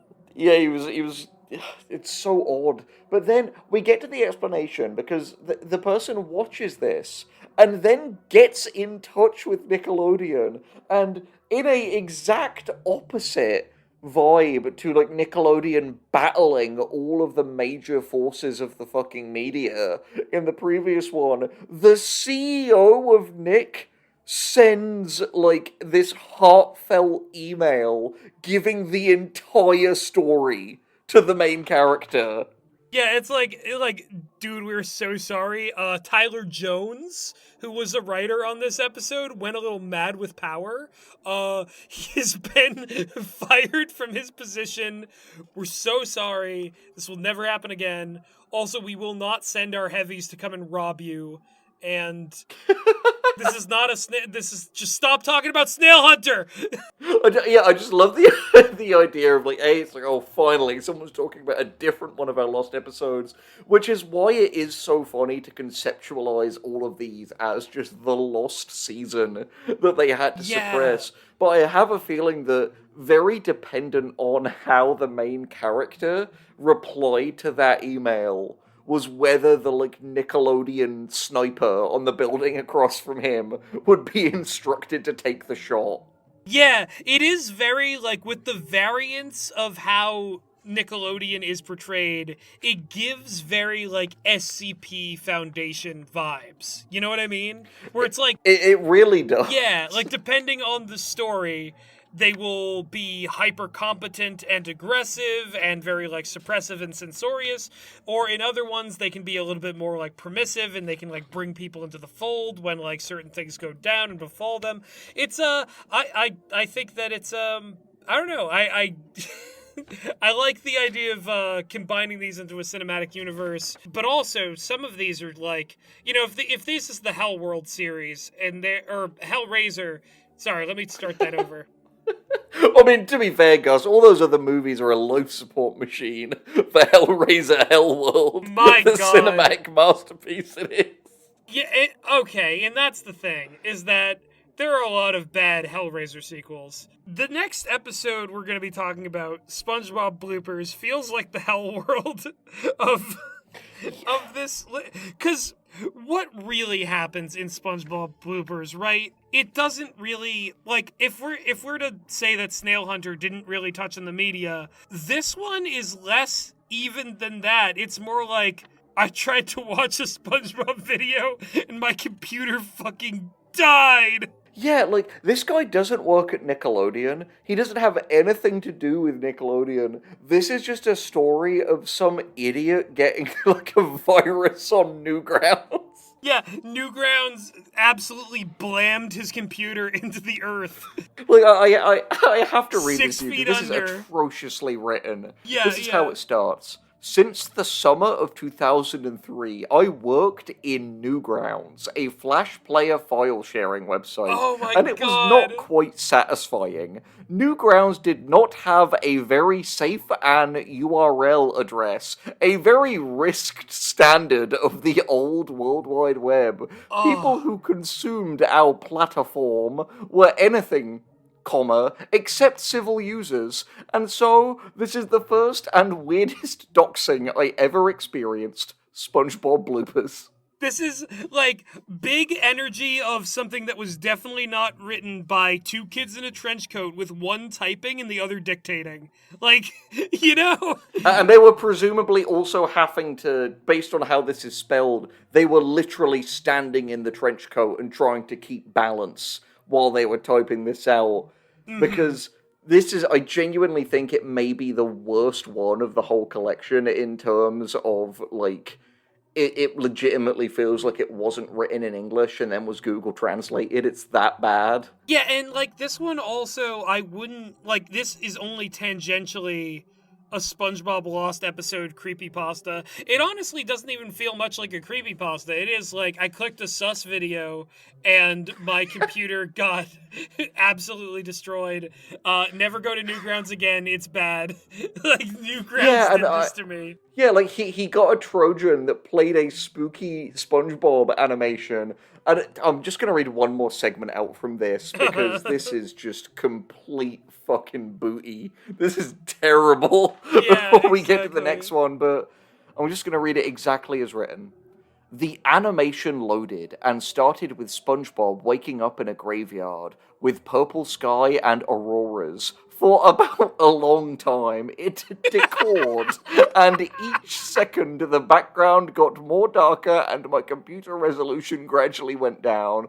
I tried to do what I could, close the browser. When I minimized the window, all my files on the desktop and Explorer were gone. Did not knew a web cage could ruin my computer, even an old one. An old one that you had worked for? Or were currently working for when this happened? Are we sure the virus didn't somehow spread to his brain and start deleting files? Yeah, like, this one is so, like, it's so incomprehensible because I don't get what, like, is it meant to be more of a, like, a, this could happen to you on Newgrounds? Was it meant to be like oh, it's creepy if, like, SpongeBob was in this scenario? Or is it, like, what is the threat? Is it just computer virus bad? Yeah, it is so fucking strange. I'm so baffled by it. And I think for me, I messaged you about this when we were all reading them. I think this one was the sort of beginning of the end in terms of they all get kind of awful from here. And if you were here for a train wreck, congratulations, the rails have exploded, the train is careening off the track towards a preschool, prepare to rubberneck, shit's getting rough. Yes, and I think that could not be better. If you've made it this far into the video, type off the rails in the comments section, just so we know that you're here for the beginning of the end. Which brings us to SpongeBob 24. I'm just going to read the opening to this exactly as shown, because you'll see what I mean, the quality dives. SpongeBob 24 is a lost, scrapped, short episode that only was seen by staffs. The idea of this short episode is pitched in 2007 by one of the staff animators. Steven Hillenburg scrapped the idea to be scary for younger children.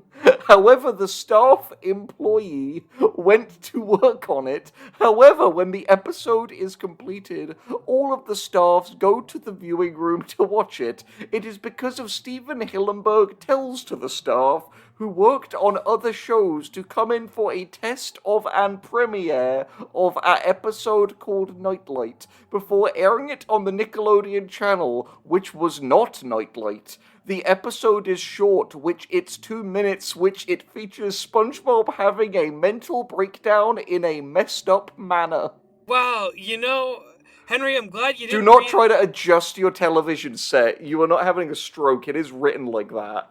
Henry, I'm glad you didn't read any more of that, because I might have barfed on the floor of Nickelodeon Studios because of how disturbing and scary what happens to SpongeBob in Nightlight is. Like, I am genuinely just, like, this is, what's fascinating about this, I think it's very clearly inspired structurally by the last story we're going to get to on this list. Oh, big time. It is, absolutely. It is somehow even more inept. You could even say if such things could be applied to this genre, this is maybe borrowing a little too much from someone else's story. Yeah, no, it's true. But I also, think we get, because I'd say that this also borrows a lot from Sponge Cry. Like, I don't know which came before, but, like, we've got another decayed Gary and another SpongeBob, like, freaking out and going ape in his house. No, it's true, but I think what sets this one apart is the repeated, like, cutbacks to Steven Hillenburg's reactions, like, in front of everyone. I'm gonna read it out. Then SpongeBob turns his head towards the screen. Before he laughed violently, Steven Hillenburg realized that the scrapped episode is being completed. Rage comes down of Hillenburg's face as he tried to turn off the projector before he ran out of the room in terror. I'm just picturing like an uncharacteristically angry Steven Hillenburg reaching for the projector to turn off the scary thing, but then getting spooked by what's on screen and being like, I can't now touch the projector. I must flee the room.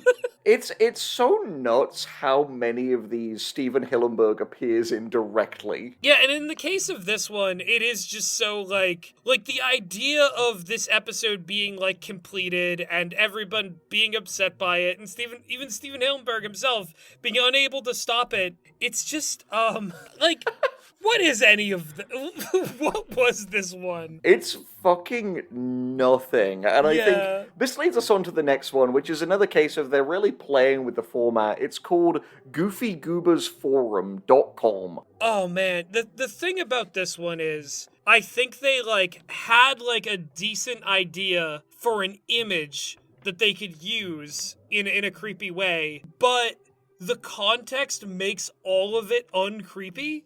Like again, like I think what the problem with this one is, it's very similar to the Newgrounds one, is that like this amounts to a minor nuisance for internet users. Yeah, because to logline it for you, the premise of this story is that there was a virus on this forum that would fuck with your computer if you dared to ever become inactive on the forum and thus presumably show insufficient enthusiasm for SpongeBob. Couldn't be me. Exactly. You know, I'm a goofy goober, yeah. You're a goofy goober, yeah. We're all goofy goobers, yeah. Goofy goober, goober, yeah. Which, by the way, if Gus saying that terrified you, then this is a perfect story for you, because part of the like gradations of the levels of the virus affecting your computer is that it will start to play the Goofy Goober song and then Goofy Goober rock out of your computer, and then before it gets really scary, like, this does what no creepypasta should ever do, and it's always the most embarrassing thing, when there is a typo on what is meant to be the wham line. Which is how it hits you with, before the really scary thing happens, a message comes up on the screen that says, "You should have stood online." Which is like nothing. Which is like it's like it was clearly meant to say you should have stayed online, but I think their autocorrect changed stayed to stood. Yeah, and again, it is one of those things where it's like, this is a virus that will make your computer a goofier goober the more you don't log into this forum. Is such like a non-horrific, like, this is scary if you're like 10 years old and your worst fear is like your Neopet getting like changed to a different color while you log off. Like, it's like, this is not anything. It's true, and the story ends with, when the website was down, many celebrated at its demise and were excited that the user-forcing son of a barnacle was gone for good, some of those users being former forum-goers and moderators, but the website's legacy remains as one of the most infamous cases of trying to get your own site to become popular through scummy means, and became a warning to those who are unaware about what the secrets lie in the virtual superhighway that's the internet. And we can hardly tell that this was written by someone of who spends times on, like, forums. It's so funny that ending, like, the way they write about it is like, man, have you only ever had, like, the internet, like, described to you through, like, second-hand sources? Like, this is such a kind of old fogey way of describing the internet, of, like, I hadn't heard the fucking information superhighway in years. Well, it feels like the morality play of a very young author who, like, is just kind of, like, thinking about, like, oh, like, what kind of bad things happen on a website. And the best thing they can come up with is, like, people, like, the website forcing you to, like, be on it more is the worst thing that it could do. Like, it's so funny. I do think that, like, again, the edited images of SpongeBob could have been some interesting, like, visual language for something. Like, Patrick melting in the like, trying to withhold the Goofy Goober song. You could do something horror with that, because it is kind of disturbing if you put it in a different context. But, they didn't. So it's wasted. I think that's all we can say on that one, which leads us to, we're getting into the proper seasonal rot now, because we get Saddy Spongemiss. More like Zaddy Spongemiss, because that beefcake Tom Kenny's in this one. I love that this one is just like, we were walking around Nickelodeon studio, and we saw Tom Kenny, and he said, "Want to see a lost SpongeBob episode?" No description of how they are viewing it, where they are viewing it, what format they're viewing it on, what state of completion it's in. It's just like Tom Kenny just manifests the lost episode in front of them. Like, he snaps his fingers and they're basically just there in the episode. And this goes back to what I said as well, of just like, so people are just constantly in Nickelodeon studios. It's like key players like Steven Hillenburg and Tom Kenny were just walking through the like public areas. They weren't like cordoned off, like highly curated things for people to see. And Tom Kenny will occasionally just approach people and say like, "Hey, want to see the forbidden material?" I think this is actually why they were covering up Snail Hunter, like to tie it back into the sort of like meta-narrative, because I think the Snail Hunter revealed that, like, all of these creepy lost episodes actually have, like, one common thread to them, and it's that Nickelodeon is concealing a lot of extra resources that they are using to make episodes to just troll random people who come into their studios as decoys to distract them from, like any real information that they'd be able to leak. It's one of those things where it's like, oh, when people start to look at the like discretionary budget for SpongeBob and see that it's somehow spending like orders of magnitude more on episodes than other shows. Sorry, it's gotta kill Butch Hartman that there must be like only a fraction of the same number of lost episode creepypastas for Fairly Odd Parents. Listen, he made our childhood, and if only 9,000 of us give $1 each, he can still create Oaxis and give us good Christian family entertainment. Yeah, I mean, that's like I think he that always shows used to do his... back in the day. It's not like Fairly Odd Parents was a very, like, intentionally trying to get crap past the radar show that really had and kept its viewership because it was like that. You reminded me something important, Gus, that, like, Steven Hillenburg, actually, he's the Virgin in this Virgin Chad Matrix, because we've got a lost season of SpongeBob here. Butch Hartman could lose a whole network. Yeah, exactly. Yeah, who exactly is the cluster Shulk in this deal, you know? It's true. So anyway, this story, the episode that Tom Kenny shows them is basically like Contagion, but it's SpongeBob. And people are eating Krabby Patties and it makes them sick, but then the snow comes down and the snow makes them feel better. And this is fucking nothing, but I'm just going to read the last couple of lines because I think this makes it. Please do. The snowflake futtered into the air and landed on Gary. He turned back to normal and the screen faded to black. Me and Dad agreed it was dark for SpongeBob, but still pretty epic, and it ends there. Yeah. So that was Saddy Spongemiss, which, like, you know, it was pretty epic, I would have to say.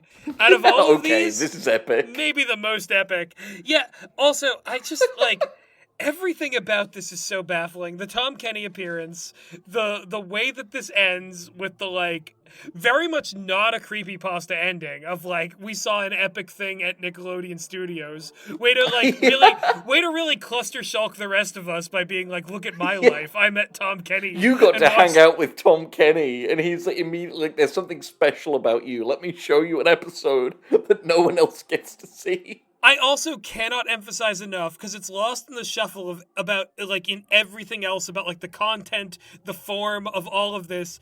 Saddy Spongemiss is such a ridiculously meaningless phrase, even in the context of a show about a sponge. Literally the only part of that title that, like, feels like SpongeBob is the word sponge.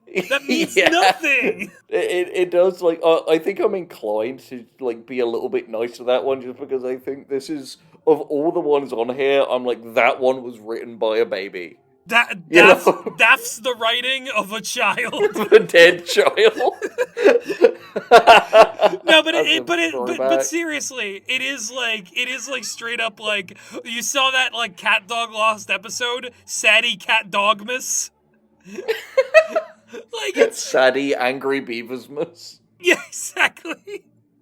Like, it's just so, like, it's nothing, you know? But I guess that's what makes it epic after all. The thing is, I will say, I genuinely would take that over the next one, which is called SpongeBob VHS Happy Place Redux. Because, for me, to borrow a term from Super Opatch Wolf's original Riverdale video, I think to me, Happy Place Redux perfectly sits in the mediocre valley of it is just competent enough to not be funny bad, but it's not good. Yes, yeah, and I think the issue with this one is that it doesn't really commit to ever being anything. Like there's this implication that SpongeBob has gone insane, and he's, like, in, like, you know, like, having some sort of, like, dream, like, he's escaped into his mind palace, basically. But also, there's the knife, what makes him happy? Yeah, this, like, evil cursed knife. But I think the best thing that would give you an idea of how much this story does not respect your time is that this is the first paragraph. I'd like to state that I'm a man who lives in a small town. It's barely 2 miles long, with only a dirt road going straight through it, but I like this town because of its nice scenery. The neighborhood was peaceful and everything was just a simple walk away. There were a lot of stores in my town, and I mean a lot. There was a tailor, a carpenter shop, grocery stores, and a bar. And there was another store I forgot to list. It was in the middle of my town. It was an old VHS store that was owned by a nice old lady. It was always in top condition due to the lady's dedication to it, which I found it to be odd, to say the least. But to each their own, I guess. We get it, Cluster. Who fucking cares? We get it, Cluster Shulk. Your town and community are, like, walkable and full of thriving businesses, and you have a good relationship with all of the people that you meet in your day. We get it, Cluster Shulk. You don't have to, like, you know, get to the scaries, alright? There's something so funny about, like, yeah, I love writing creepypasta. It's how I unwind after a long day of work with my job at the tourist board of my city. Yeah, exactly. Because it feels like he's trying to, like, sell us on this place when it has zero relevance other than establishing the VHS store where he'll buy the VHS of SpongeBob and his, like, magical, wonderful knife that makes him, like, go back into his own head. Like, I don't know why, I genuinely have so much less patience for this one than any of the others so far, because I think it never has the courage to be bad, but it is constantly hitting you with the pointless, like, overwritten, like, I described it in the Creepypasta video with me and Addison that we released last as the quotidian fog, the, like, pointless details that are in there to, in theory, add a sense of texture, but just drown out the bits that matter. Yeah, because I think what it is that, like, you know, with the title being Happy Place, with the idea of SpongeBob escaping into its mind, the thing that you would expect is that it's mostly the asylum sequence, with SpongeBob, like, you know, hallucinating and being, like, you know, trapped in sort of, like, you know, it's like a mental exploitation sort of thing. The knife both complicates things, but also like it is the most padding to this story that goes nowhere, because like, you know, even the author is like, I guess they were trying to add lore to the show with this knife, but its unspecified abilities are like, and the significance to like, because Mr. Krabs is like, this knife will drive you mad, boy, the last person who had it. Can I read that line? Because I think that line from Mr. Krabs is often the best character in these. But the line is, "Boyo, you needs to seek mental help. That knife isn't going to bring you good. Trust me, you don't want to know what happened to the last person's mind when they had it. It won't do you any good keeping it round for long." I just love that it's a running thing in these stories that Mr. Krabs is very mindful of mental health. He takes his anti-anxiety meds. He's like, oh, you need to seek mental help and get this out of your life. Like, Mr. Krabs went on a real mindfulness kick at some point, I guess. Also, the other thing that I really like in the reaction to the knife is Patrick going, "Dear Neptune, he's received your gift."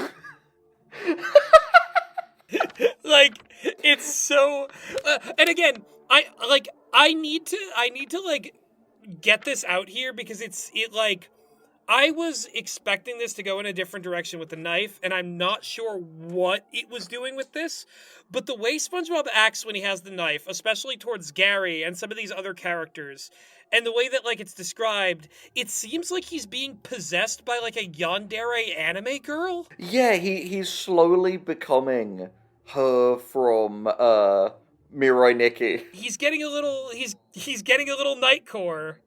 He's getting a little like, yeah, like, cause they, you know, he's described as like, giggling like a schoolgirl. There's like a girl's laughter that like ends the tape, you know, and like the way he's like, you know, kind of like so happy with this knife. It is very like Mirai Nikki, like, but like it doesn't go anywhere enough for anyone to be like, okay, but why though?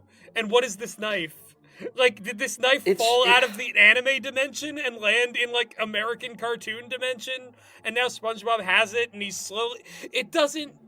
This is nothing, you know? Yeah, it's so deeply mediocre, and I'm really, really disappointed by this, which I think is absolute contrast to how I feel about the next one. Really? Like, I thought about this the second I wrote it. I'm not... Like, here's the thing. I'm not saying the next one is good, but holy shit does it come in hot with its intro. Can I read this out? Yeah, go ahead. So, it begins with Prologue. Who am I? Which I think all stories should start with. But then it goes... I'm a single father with 2 children, an 8-year-old boy named Terrence and a 5-year-old boy named Leo. You guys probably asked why I'm a single father. It was actually because my wife died after getting murdered by her ex out of jealousy. It's spring break, and I noticed Leo started acting odd. Sometimes he would barely eat, he would get random bruises, etc. I felt concerned, so I took him to the doctor, and the doctor diagnosed him with cancer. Before he passed away, he wanted to see how Spongebob Squarepants was made. That is how the story starts. His wife dies, and his 5-year-old gets terminal cancer within, like, 4 lines. Yeah, this is like a like beginning to a story where you could replace all the like periods and punctuation with microphone booms, and it would be the same effect of like reading it out, because you're just like, oh my god, your life is so unbearably tragic, sir. And he's like, but I needed to find out, for my kid, we had to find out how SpongeBob was made, and like that is the transition into like one of the most batshit insane lost episode premises I think in this entire list, because like the Darkened Heart, as this is called, it's insanely overstuffed with concepts, right? It's like, it's nuts. Okay, I guess like the through line, the closest thing to a through line is that this episode was a dark scrapped episode touching on pollution. Yeah, like it has the quality of one of those like really edgy like PETA parody games that they made all the time back in the 2010s. Like, it has that sort of, like, we will make you act right through, like, sheer shock. Now, here's the thing. I do remember that there was a SpongeBob cartoon made to combat global warming, which was, like, Mr. Krabs, like, hooking up all the boats to these, like exhaust pipes and, like, beaming all the smoke up into the atmosphere to create the eternal summer so that kids would, like, spend money infinitely at his restaurant. Like, I need to find that at some point to confirm that I'm not Mandela affecting. Yeah, because you've brought this up in multiple episodes of the aforementioned SpongeBob Boys. Mr. Krabs needs to create his eternal summer. Mr. Krabs' ascendancy to full Captain Planet villain. Yeah, like, exactly. Yeah, that's the thing. It comes in hot with that absolutely insane intro, and then is mainly kind of boring afterwards. I'm a little bit obsessed with the Garbanzo Gang. Yes! These villains who come in and are, like, spreading trash throughout Bikini Bottom, and they're, like, also made of trash. Like, they're the Garbanzo Gang. The Garbanzo Gang. Why are they called the Garbanzo Gang? Garbanzo is food. It's got nothing to do with, like maybe because it starts with garba. Sounds a bit like garbage and Italian. Then they're causing crime because they're Italian, because that's not a stereotype we've been fighting. It's offensive and a stereotype. Yeah, and what's so funny is the ending of this seems to imply that this episode has made the author believe in, like, sea pollution, and he's like, literally the last line. Like, there is, like, a thing that flashes on screen of, like, this many animals have died, this many environments have been destroyed. Where will you be when the next Garbanzo Gang attack happens? Like, you know, like, and he's like, that was pretty rad. I'm gonna miss my son. No, these are the lines it ends with. We were the ones throwing trash into the ocean. We were the ones putting aquatic species in danger. To this point on, I'm gonna have to live my life with trauma from a SpongeBob episode, my dead wife, and the possible death of Leo. That's the last line. It ends there. Like, this is just a really unfortunate guy who nothing works out. Like, he's doing his best, right? But, like, the woman he loved was murdered. His kids got cancer. And SpongeBob betrayed him!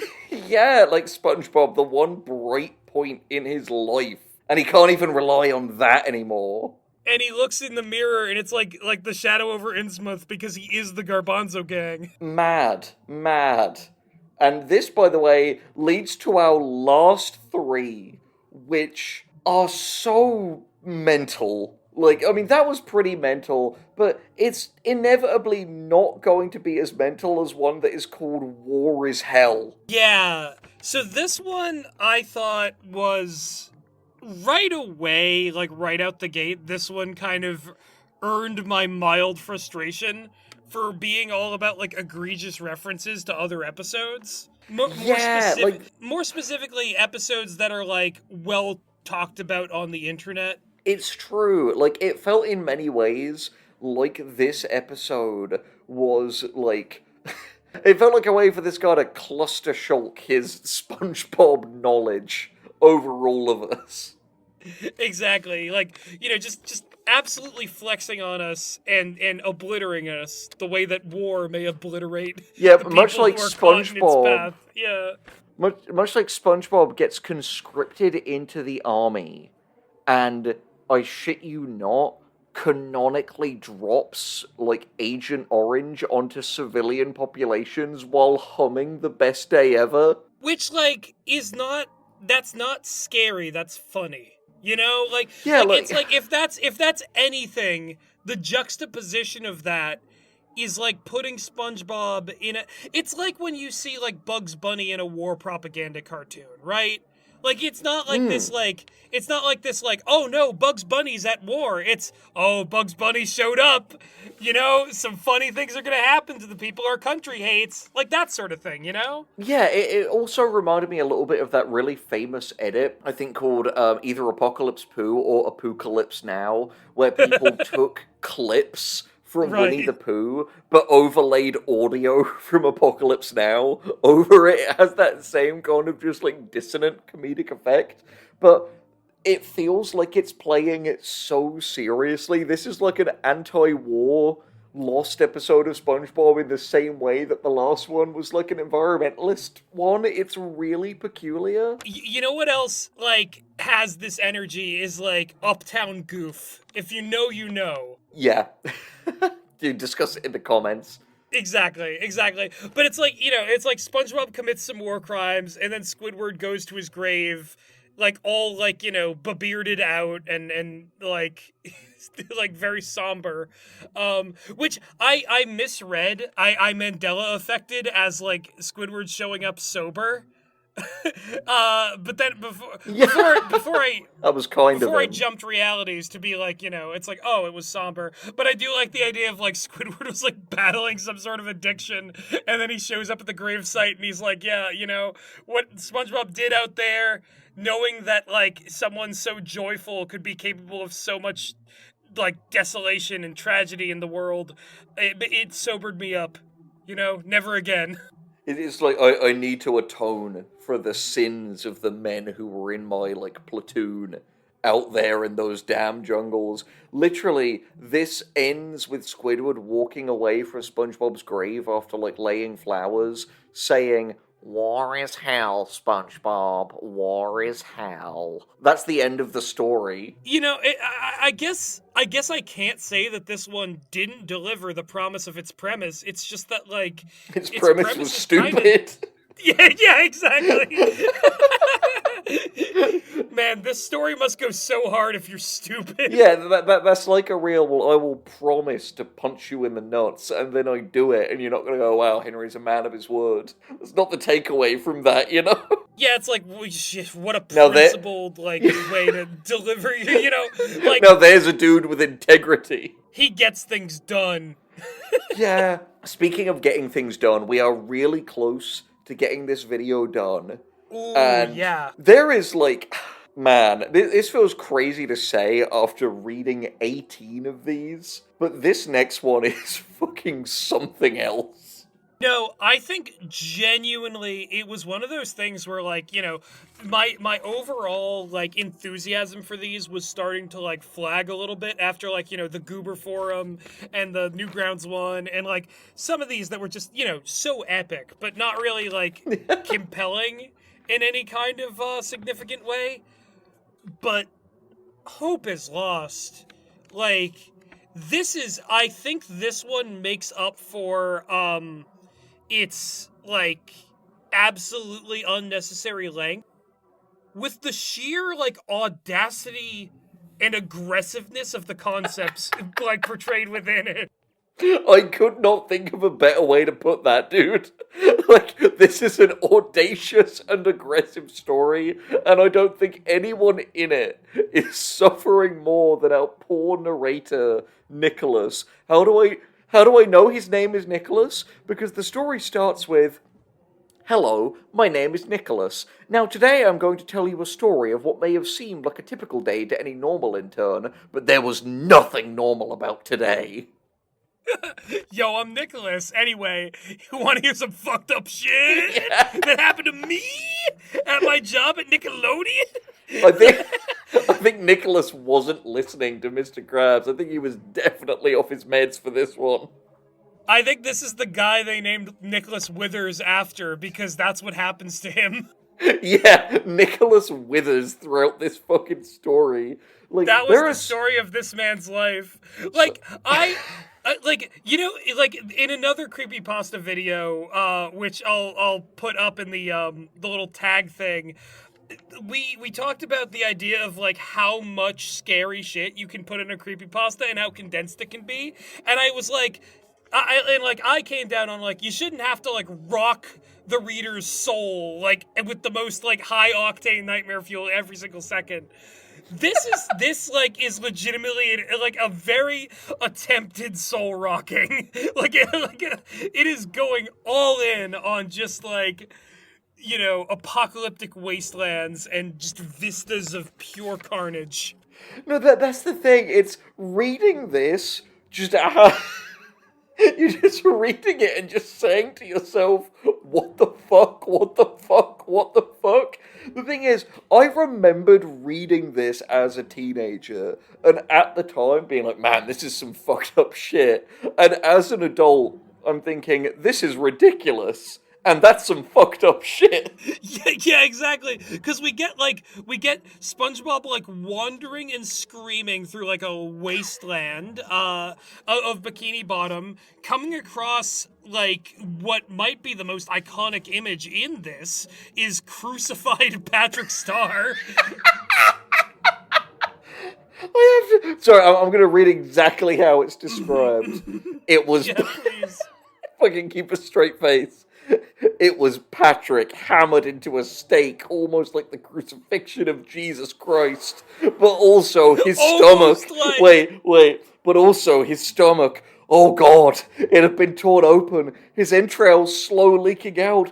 The look on his face, seeing SpongeBob, he seemed relived for a moment, almost as if his salvation had come. This is really funny, because this is a running thing in this story. I feel bad, like, razzing it for this. The author of this, Nicholas, just doesn't know how to spell relieved. He always spells it relived every time it's used in this story, which is several times.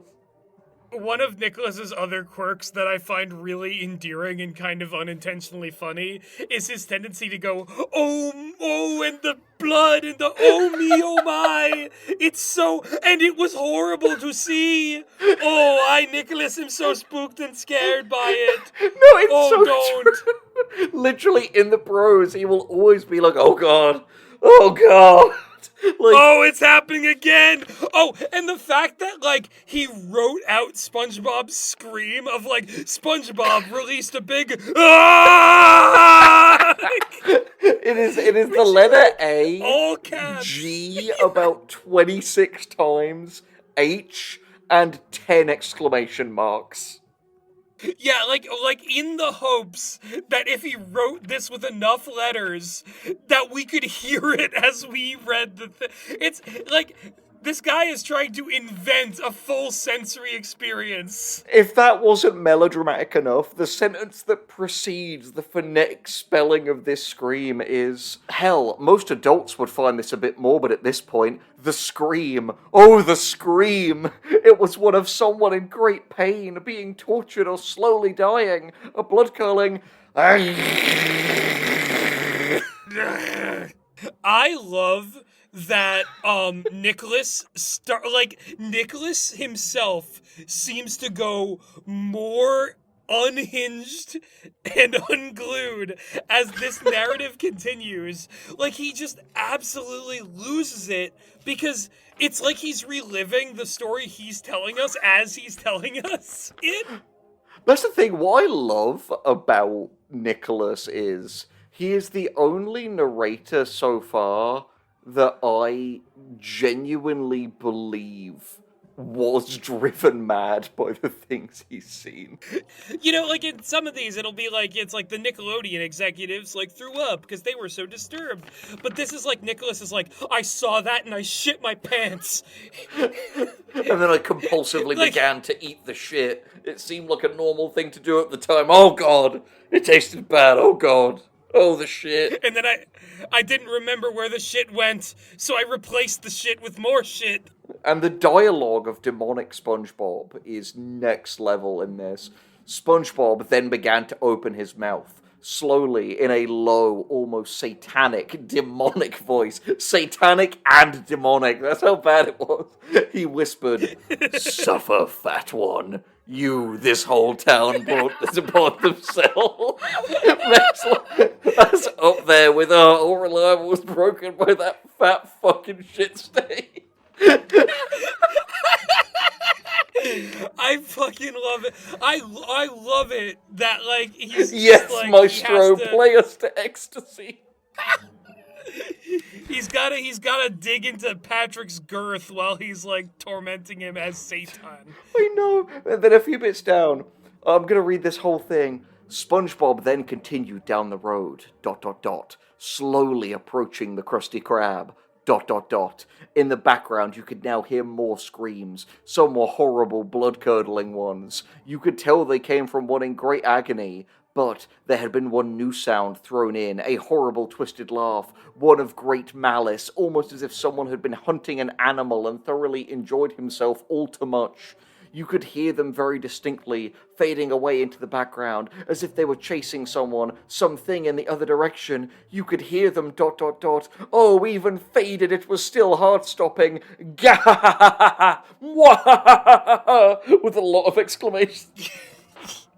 Yeah, like, again, I think that I have to give props for just how, like, balls to the wall insane Nicholas is willing to go with, like, the writing of this. Like, it's like, it really does feel like you're, like, completely off the rails. Like, it's like you don't know what's gonna happen next, and, like, and yeah, no, genuinely, like, this does not feel structured. This feels like a cry for help.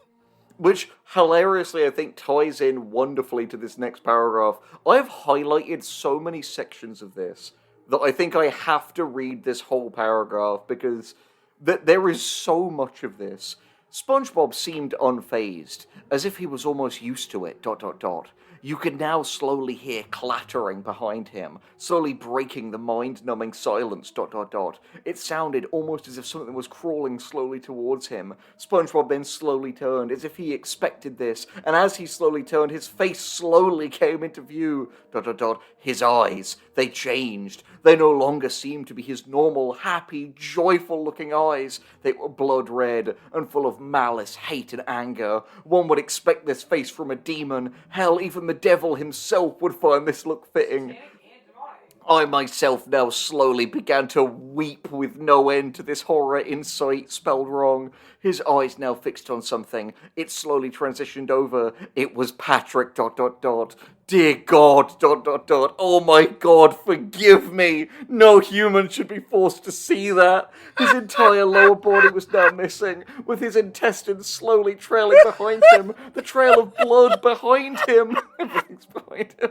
What was left of his arms had huge holes in them, almost as if something had been torn out of them. The nails. Had he ripped himself off the stake? His face slowly came up. His eyes beckoned once more to SpongeBob, but this time they said something different. He slowly began to speak, and I'll never forget those words. Kill me, please. I'm sorry. We're all sorry. Just end it, please. I can't take the pain.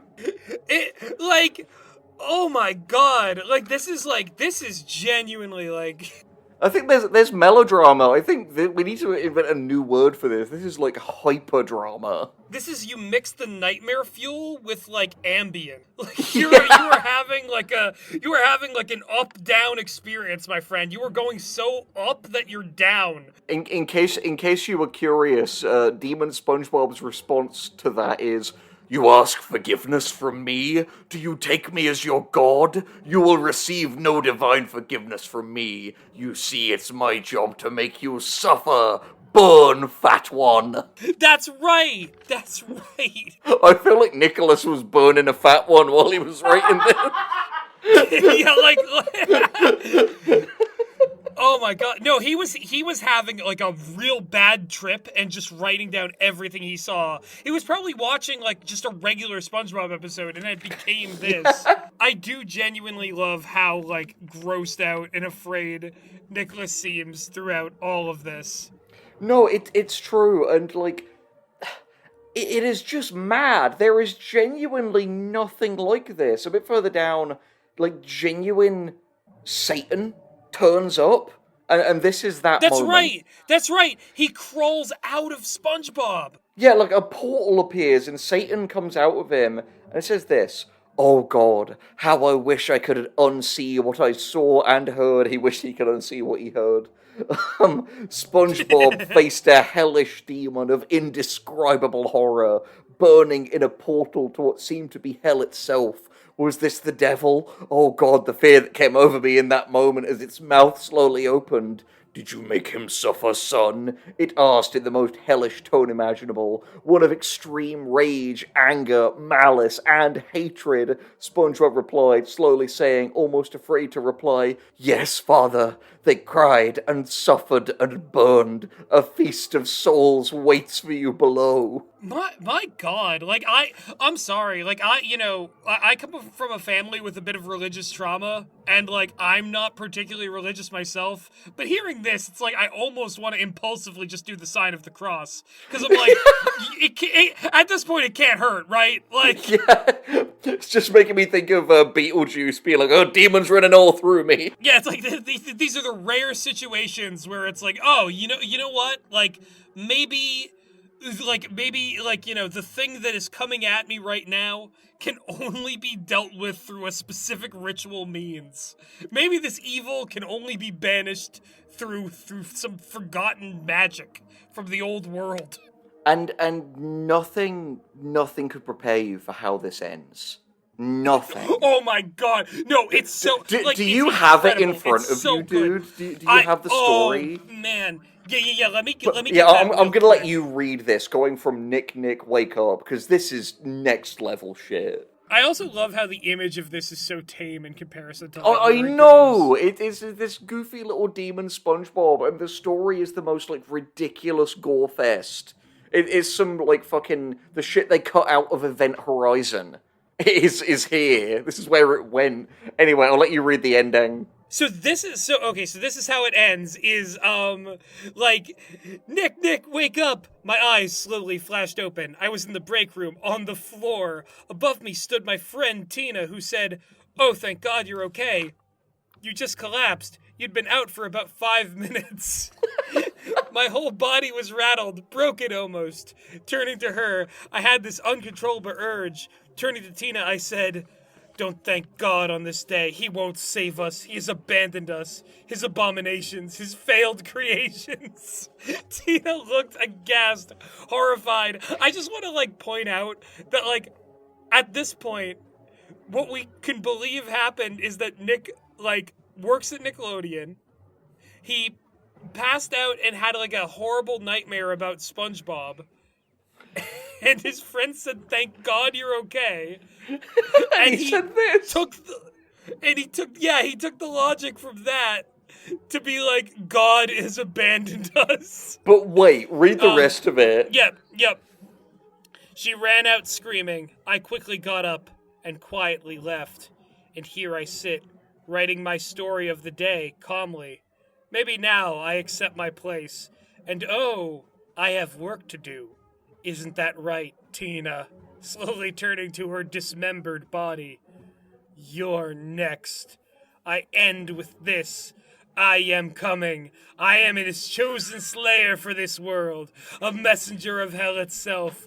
And oh, I am coming for you, each and every one of you, and you'll never stop me. Don't try to run or hide.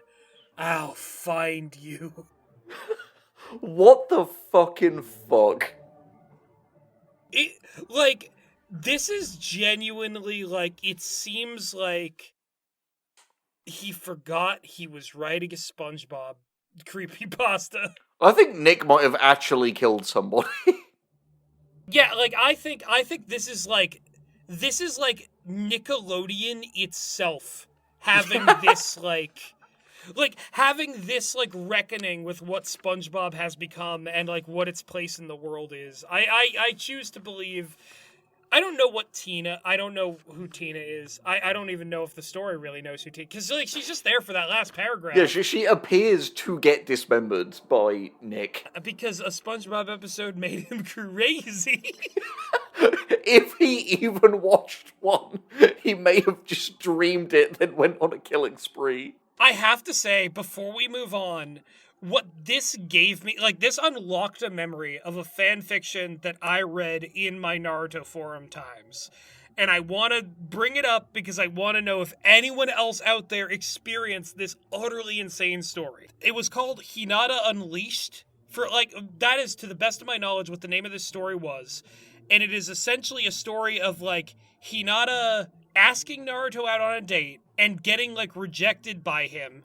and then she like has like some like kind of like girl failure femcel misadventures for a bit, but at a certain point she goes back to her house and all hell breaks loose. Like, there's like a killer Jack in the Box, there are skinless chicken monsters, her whole family gets like transformed into these like dark beasts, and there becomes this legend of these like 3 serial killers who were buried under the hidden village of the leaves that are all at once enacting their like dark ritual rite, turning the whole town into a sort of Silent Hill scenario where they've like killed the Hokage, and Hinata's the only one who can oppose this. And if anyone knows that this is not a Mandela effect that I'm bringing up right now, please let me know. If you know if you know where to find this or what it is, like, it's just like, that is the closest thing that I remembered to Hope is Lost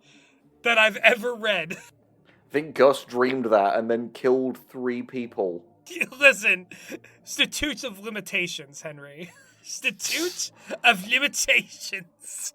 Which, hilariously, kind of brings us to the pièce de résistance, which is, of course, the infamous Squidward suicide. But it frankly feels really fucking tame after that. Yeah, good old Canard's no longer alive. Yeah, Canard's unaliving.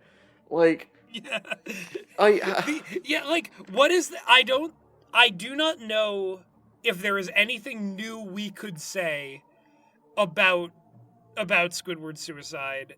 I think all I'll say, man, is that it is a sign of deep injustice that this is the, like, infamous one that everyone knows about, and not Hope is Lost. Oh, no, actually, no, you're so right, because going back to this one, I was like, yeah, it's the same one I remember. It's like, the Nickelodeon execs are freaked out. There's like footage of dead children. It's like, it's creepy, but everyone knows that old story. But like, I don't think this one got big because it was the most disturbing thing of its kind out there. And I know this because today was the day I learned that Hope is Lost exists. Thing is, like, I think genuinely, like, if someone, like, like, was like, after I read Hope is Lost, they're like, Gus, are you okay? Thank God, you've been reading, like, Spongebob Creepypastas for a while. I'd be like, God has abandoned us. Don't thank God. Don't thank God. Yeah, like, I think that the sheer egregiousness of, like, it's nuts. It's like, it's the warp. It's like the Warhammer 40k warp hit Bikini Bottom. And, like, blood for the blood god, skulls for the skull throne. Like, this is some, like, insane... I know we've moved on to the last and most iconic one, but I cannot stop thinking about Hope is Lost. Well, that's the thing. I think because the message is, and weirdly, I think this can be applied to a lot of things, it is rarely actually the most memorable example of any medium or genre that goes on to be its biggest entry. I think the one that goes on to be its biggest entry will generally be A, one of the first, and B, the one that is most prototypical of the tropes you will see across other things, which is the case here of, like, it's seen by an intern, it's this weird, inexplicable thing, it's tied to child murders, it was then, like, suppressed. It feels like shades of every other one that we've discussed in this are in this original one, which is so famous that, as we discussed in SpongeBob Girl with Addison, it was referenced in a real episode of SpongeBob in Random Land, which was then edited out after people realized what it was and thought, okay, that's kind of inappropriate. Like, I think you're right that, in a way, we are doomed to simply not have anything to add to the conversation around this one, other than the fact that, I don't know, I feel like maybe the ultimate purpose of this video is that we've made space for the rest. Yeah, I would say so, because, like, I think that a lot of the ones we've gone over do owe a lot to this original story, but that being said, these other ones are deserving of acknowledgement for the unique qualities in and of themselves, whether that be for better or worse. And there are certainly some that I think have earned their spot, if not for total originality, for sheer, like, gumption. To be as, like, weird and, like, you know, I think it takes a certain kind of mind to, for no other reason than to maybe spook some strangers online, write a creepypasta. And I respect that, because I respect it a whole lot more than, like, someone being like, I am going to write a great masterpiece of a story for no one but me. You know? Yeah. No, I completely get that, man. And I think what it comes down to, and I think part of the reason why we feel the need to, on this channel, as people who love creativity, as people who create our own stuff, as discussed earlier in the video, we love the purity that comes with creepypasta, no sleep, SCP writing, because so many of these people will genuinely never see a penny for their work. It won't make them famous, and a lot of the time it won't open doors to other things. It is creation for its own sake, which, regardless of the subjective quality of the final piece, is a beautiful thing that makes the world a better place, even if it's, like, edgy, histrionic descriptions of, like, SpongeBob going to hell. Yeah, and I think, like, we kind of come at this from a really interesting angle, in that, like, we are, in some ways, like, blessed enough to be able to make money off of some of the writing that we do, but at the same time, we are cursed with the knowledge that, like, when we're working under contract, we have to compromise some of our, like, creative juices. And so, to see things that are done purely for the love of the game, it makes, when we get to do that, feel all the more sweeter. Because we're right there in it with all these people who just like to write, because writing is what adds something to their lives. The process itself. Not the rewards, not the external validation, not, like, the whatever goal they want to reach in the craft, just sheerly the ability to sort of put their thoughts into language and get that language in a communicable way to other people. And the fact that that was what we were able to take away from the experience of reading 20 SpongeBob Lost episode creepypastas in one day, if that isn't worth a like, a comment, and a subscribe, what is, my friend? What is? We produce a lot of other videos like this that you'll probably really enjoy, and you should stick around for them. Absolutely. Yeah, no, please stick around. We love to just sort of, like, delve into this kind of weird spaces on the internet. We, like, in just all the strange creativity that is in there, because genuinely, this is the stuff that inspires us to be better creators, and to frankly just be, like, more empathetic people. Yeah. Like, it sounds cheesy, but I think that, like, this to some extent, understanding why people do art with no external factors or an expectation of some sort of, like, capitalist goalpost at the end, it helps you understand people. If you can see beauty even in Pearl.AVI, you're gonna have a fulfilling life. I'll leave it at that. And please do tell us what was your favorite of these down in the comments. You have 20 to choose from. What a ride. We'll post a link to a, well, I guess the same Google Doc that we have all of these links on in the description, so you can go and read them for yourselves if you so wish, if you want to gawp at some of the madness here. But thank you for joining us for the lost season of SpongeBob SquarePants. Let us know what you'd like to see from us next, because we're going to keep making weird, wonderful stuff like this, and thank you for enjoying. I'm Henry. I'm Gus. We will find you. We are the chosen slayer. You will not escape, and we will see you all in the near future.